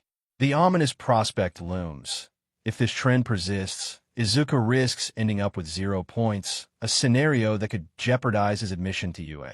Nervous sweat beads on Izuku's forehead as he scans the surroundings persistently. He's been rescued a few times, but the challenge remains formidable. These robots are designed to be dismantled by quirks, be it physical strength or the unique abilities granted by one's quirk. In the spectator room, All Might's eyes are fixed on Midoriya, his body language revealing an unspoken encouragement for the determined young hero. Across the monitors, the pro heroes and 𝐂𝐡𝐚𝐢𝐧𝐠's peculiar yet lively principal Nizu, a hybrid of rat and dog, watch intently. Nizu's paws clap together in delight as he observes the students pouring their efforts into the training exercise. Aizawa, quick to notice All Might's unwavering focus on Midoriya, exchanges a knowing glance with the animated principal. That boy's score is at 0. If this continues, he's on a path to failure, Aizawa remarked. Quite unfortunate, Niza chimed in with a chuckle. I can see his potential. There's something amazing he's keeping under wraps. All Might interjected, attempting to uplift the mood and preserve Izuku's image. Young Midoriya, fret not about their judgments. You've got the potential. Anyone with sufficient determination can rise to the challenge. You've instilled that belief in me, my boy. All Might's grin broadened. Well, since the clock is ticking, I might as well give this colossal invention a shot. Haha. Niza laughed with a touch of sadistic glee, accidentally spilling coffee over his outfit. Aizawa's eyes narrowed, a note of concern in his tone. Nizu, you can't seriously be considering this. Having a literal kid handle that situation is a recipe for disaster. Niza chuckled as he pressed the red button. Oops, my paw slipped. Aizawa's gaze hardened, a clear disbelief etched on his face. Really? Hee. Nizu chuckled like a maniac as All Might sighed with a troubled expression. Back to Izuku. The ground rumbled beneath Izuku and Mikan's feet. Mikan's eyes widened, and she grabbed onto Izuku's arm. Huh? Izuku, she screamed, her voice drowned in the noise. Izuku, jaw agape, scanned the impending threat. Who is going to take that thing down? He felt a nervous sweat forming on his brow. In a moment of instinct, Izuku clasped Mikan's hand, urging her to run with him. A desperate cry for help pierced the chaotic scene, halting Izuku in his tracks, forcing Mikan to a sudden stop as well.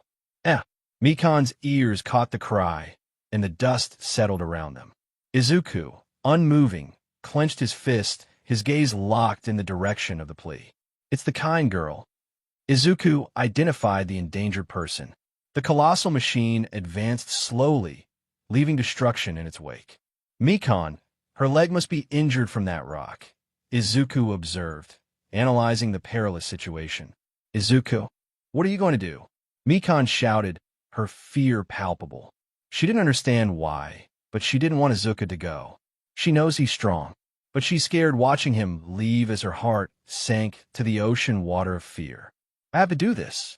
Nobody is helping her. Determination flashed in Izuku's eyes as students ran past him, seemingly abandoning the girl's desperate cry for help. What kind of hero can I call myself if I can't take action for a person in need? Yes, I am sorry, Mikan apologized, her steps quick as she rushed towards the injured girl. As Ida hurried past Izuku, he couldn't comprehend why he wasn't running. Suddenly, Izuku disappeared from his sight, leaping into the roaring sky. He yelled with all his might, recalling All Might's words. Clench your butt cheeks, and yell from the heart. Smaz. The powerful quirks surged through Izuku's arm, colliding with the colossal robot and erupting in a dazzling explosion. Izuku stood, staring at the aftermath in shock in the air. What? Hanli? Izuku questions as his face sees the destruction he had done to the robot. In the monitor room, holy SHI! All Might's gaze fixed on Midoriya, plummeting down to what seemed like doom. I am proud, my boy. But dash! The heroes gathered in the room erupted into applause, their admiration evident as they witnessed the courageous actions of the young boy. Present Mike, Midnight, and Vlad King, among others, joined in the applause, offering nods of approval in response to Izuku's remarkable display of heroism. The atmosphere was charged with positive energy, acknowledging the significance of such heroic deeds. You've proven my point more, Midoriya. All Might smiles brightly at the screen.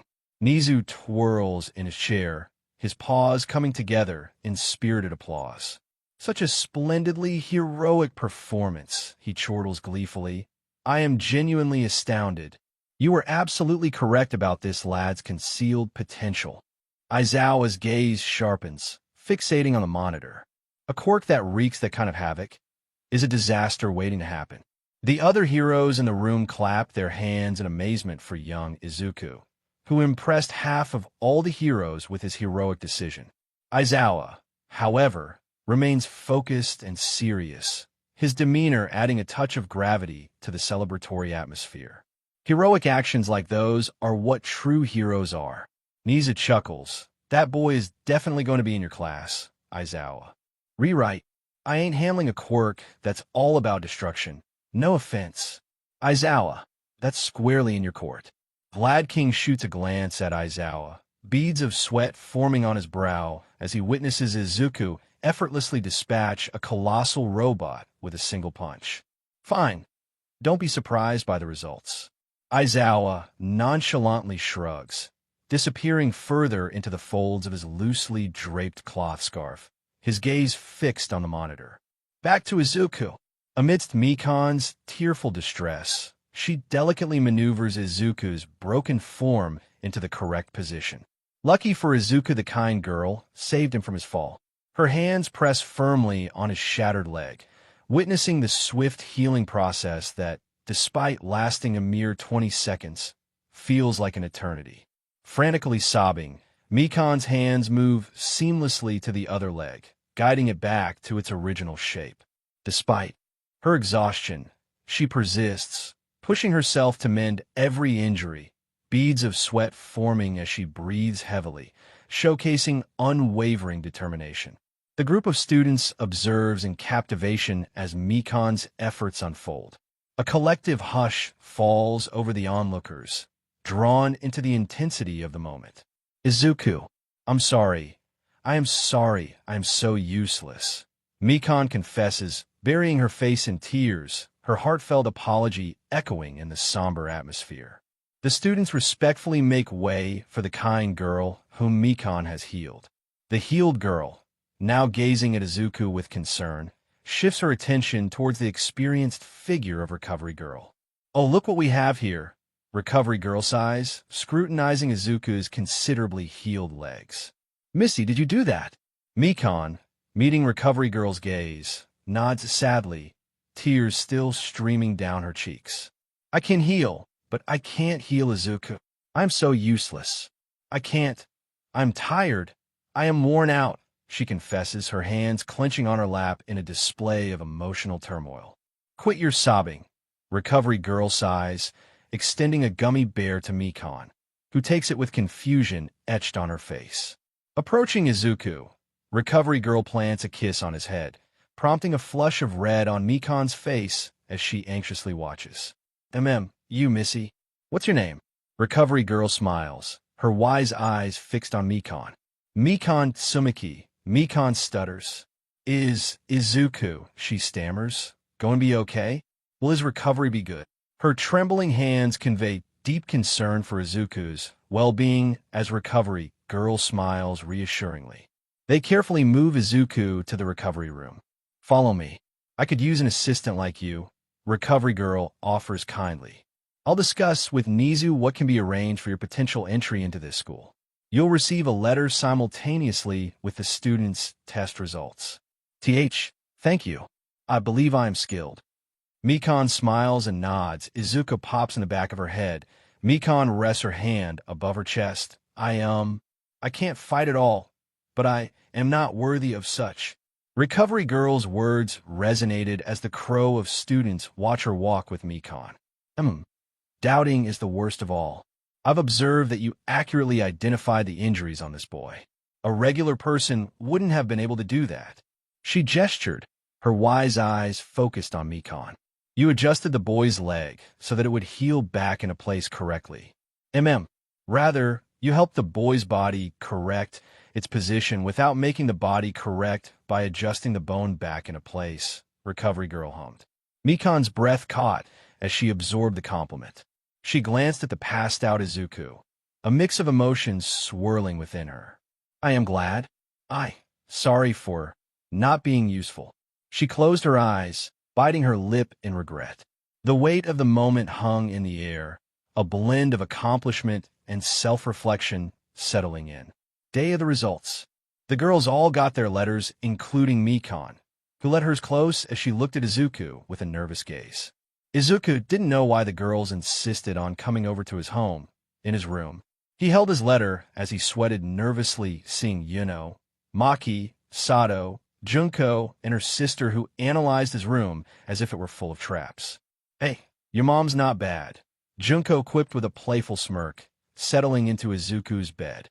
"She's like the kind of mommy I'd totally sign up for." "Enough of your nonsense," Maki snapped, her eyes narrowing at Junko. "Get off his bed. You're being incredibly rude." Junko let out a sly snicker directed at Maki, rising from her seat with a deliberate sway, her assets provocatively close to Maki's face. "Huh, Beach, I know you aren't talking. You're acting as if you live here," she declared, arms crossed with a bold flare, casting a pointed glare down at her. Maki and Junko engaged in their usual banter, while Yuno and Sado leaned in, their gazes fixed on Izuku. "Did you get the letter?" they both asked eagerly. Mikan, on the other hand, hesitated to pose the question. More than that, she was apprehensive about opening her own letter.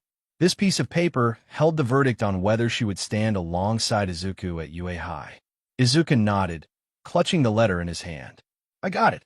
"It's here," he replied, his nervousness evident as the words seemed to stick in his throat while holding onto the unopened letter. "Ugh, seriously? What's with the dramatic pause? Just rip it open already. Don't be such a wimp. The suspense is killing me." Junko groaned impatiently, her tone a mix of annoyance and eagerness. In the chaotic investigative dance happening in Izuku's room, Junko's sister transformed into a human detective vacuum, scanning for the faintest whiff of anything remotely suspicious. Meanwhile, Izuku, looking like a rabbit caught in the headlights, gingerly opened the mysterious letter. The rest of the girls, sensing intrigue, gathered around, forming a circle of curiosity. They were like a team of detectives ready to crack the case of the century. Well, maybe not the century, but at least the case of Izuku's peculiar letter. Junko's sister, not one to be swayed by mere curiosity, continued her relentless quest for hidden secrets. She even checked under the bed, as if expecting to find a secret portal to another dimension or, more likely, a stash of hidden snacks. Izuku, still staring at the letter as if it might explode, felt the pressure of all eyes on him. Mikan, with her nurse instincts, was ready to provide emotional support. Sumiki, in a hushed voice, said, "Don't worry, Izuku. I have my first aid kit ready just in case." Mikan stammered, her eyes filled with a mix of concern and a genuine longing to help. She clutched the first aid kit to her chest, as if it held the cure for all worries. As the tension in the room reached its peak, Junko's sister surfaced from her investigation, holding a suspicious-looking sock. She examined it as if it held the key to the universe. The girls exchanged puzzled glances. Suddenly the note displays an hologram of All Might. He tells Izuku that he made it into U.A, and by luck. Despite not having villain point, Izuku had gained hero points for saving the girl, who tried to give some of her points to Izuku, believing he had failed. Maki's eyes glared at the screen of the girl. "Points? Why offer when I gain the most? Izuku doesn't need her points." Sado hugs Izuku for passing. "Darling, you did it." Soon after, all the girls opened their letters, revealing that they all made it, except for Mikan, who has yet to open her letter. "Ugh, seriously," Junko sighed, casting a glance at Mikan, who hesitated to open her letter. The room was filled with a mix of anticipation and worry, as everyone else had already unveiled their results. "Huh, well, I wasn't sure what to say." Mikan nervously speaks, her voice sounding shaky and fragile. "I didn't do much. I am scared to open my letter. I highly believe I failed Izuku. I am sorry." Her words hang in the air, a heavy admission of self-doubt and regret. Mikan's voice quivers, carrying the weight of her insecurities, and her body trembles with the raw emotion of her perceived failure. Izuku, sensing the depth of her distress, places a gentle hand on her shoulder, his eyes reflecting understanding and empathy. The room becomes an echo chamber of silence, filled only by the palpable sadness that surrounds Mikan. In that moment, her vulnerability paints a poignant picture, casting shadows of doubt and sorrow on the walls. of Izuku's room. Well, don't stand there like a dumb F. Junko's frustration pierced through her words, a sharp edge cutting through the air. Her impatience was evident as she demanded, "Well, did you pass or not? Obviously, you must have made it like the rest of us." She pointed emphatically at the other girls, a blend of impatience and expectation coloring her tone. "Oh, please don't get tears on the floor when you open the letter." The room hung in a charged silence, the weight of Junko's words pressing on Mikon. Izuku, watching the scene unfold, felt a pang of empathy for Mikon's vulnerability in this moment. "Sorry, I am horrible. This is why I have no friends, why I'm always stepped on. You must hate me, Izuku." Mikon's voice wavered with sorrow as she spoke, her admission carrying the weight of self-doubt. Her frown deepened, mirroring the ache in her heart, and tears silently streamed down her face, leaving behind trails of unspoken pain. Izuku's hands moved in a calming rhythm, a desperate attempt to soothe Mikon's escalating distress. He managed a sympathetic smile, awkward but genuine, directed at both Junko and Mikon. "It's okay, Mikon," he reassured softly, his voice a steadying presence in the room. "Take your time. When you're ready, you can open the letter." The weight of the moment lingered, the unspoken tension palpable in the air. Izuku's empathy radiated as he waited for Mikon to gather the courage to confront the contents of that seemingly daunting letter. Mikon's refusal was accompanied by a hesitant shake of her head. "No, I'm sure everyone is curious," she admitted, her hands betraying her nervousness with a visible tremor. The room held its breath, an unspoken understanding that Mikon was about to unveil a truth that had the potential to reshape their collective reality. Mikon unfolded the letter with a mix of anticipation and trepidation, her heart pounding in her chest. The words on the paper seemed to cast a shadow, as if foretelling disappointment. Recovery Girl's verdict was delivered in stark black ink. She hadn't made it. The room held its breath for a moment, a heavy silence enveloping them. Yet, within the disappointment, a silver lining emerged. Mikon's eyes traced the unexpected twist in the letter. Recovery Girl had not only conveyed the news, but had also woven a different path for Mikon. However, the letter continued. "I've spoken with Nizu about a special opportunity for you. You will embark on an internship under my guidance, assisting Aizawa as the healer of the class. On designated days, you'll also work closely with me, learning and honing your skills." Izuku's warm smile illuminated the room, mirroring the sunlight that bathed him in a gentle glow. His words carried genuine happiness and pride as he spoke to Mikon. "Wow," he exclaimed, the sincerity in his tone undeniable. "Mikon, that's great. I'm genuinely happy for you. You should be proud. You've earned it, Mikon. Truly." His hands found her shoulders, offering both physical and emotional support. Mikon's face flushed deeply, the weight of Izuku's encouragement impacting her profoundly. "And don't think for a moment that nobody likes you," he continued, his gaze sweeping across the room. "We are all here for you." Izuku gestured inclusively, encompassing Yuno, Sado, Maki, Junko, and even Junko's sister, who lingered in the periphery of Izuku's room, each a testament to the camaraderie that had developed among them. Mikon's gaze fixed on Izuku, captivated by the brightness and warmth he radiated. So bright, so full of sunshine eyes. Izuku, her eyes welled up, tears threatening to spill over as she hastily wiped them away. "Yo, you mean that?" Mikon stammered, her voice laced with a mixture of disbelief and hope. "You don't hate me? Don't find me annoying? Don't I have a disgusting body? Don't I have a punchable face?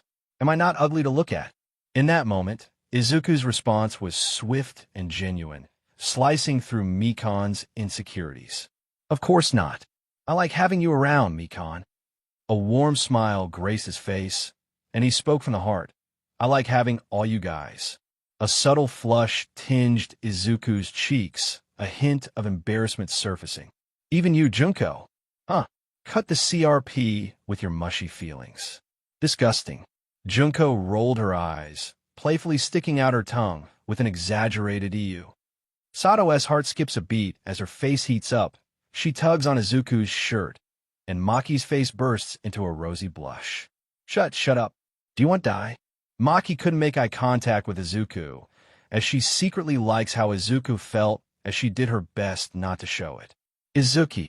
Yuno smiles sweetly while tugging on an Izuku's shirt. No matter what, we'll stay by your side. Me, my sister, Izuku's girlfriend, Sado Makimi-kan, that's 7 girls and 1 boy, we should have you sit on a white couch while the rest of us stand behind, if you know what I mean.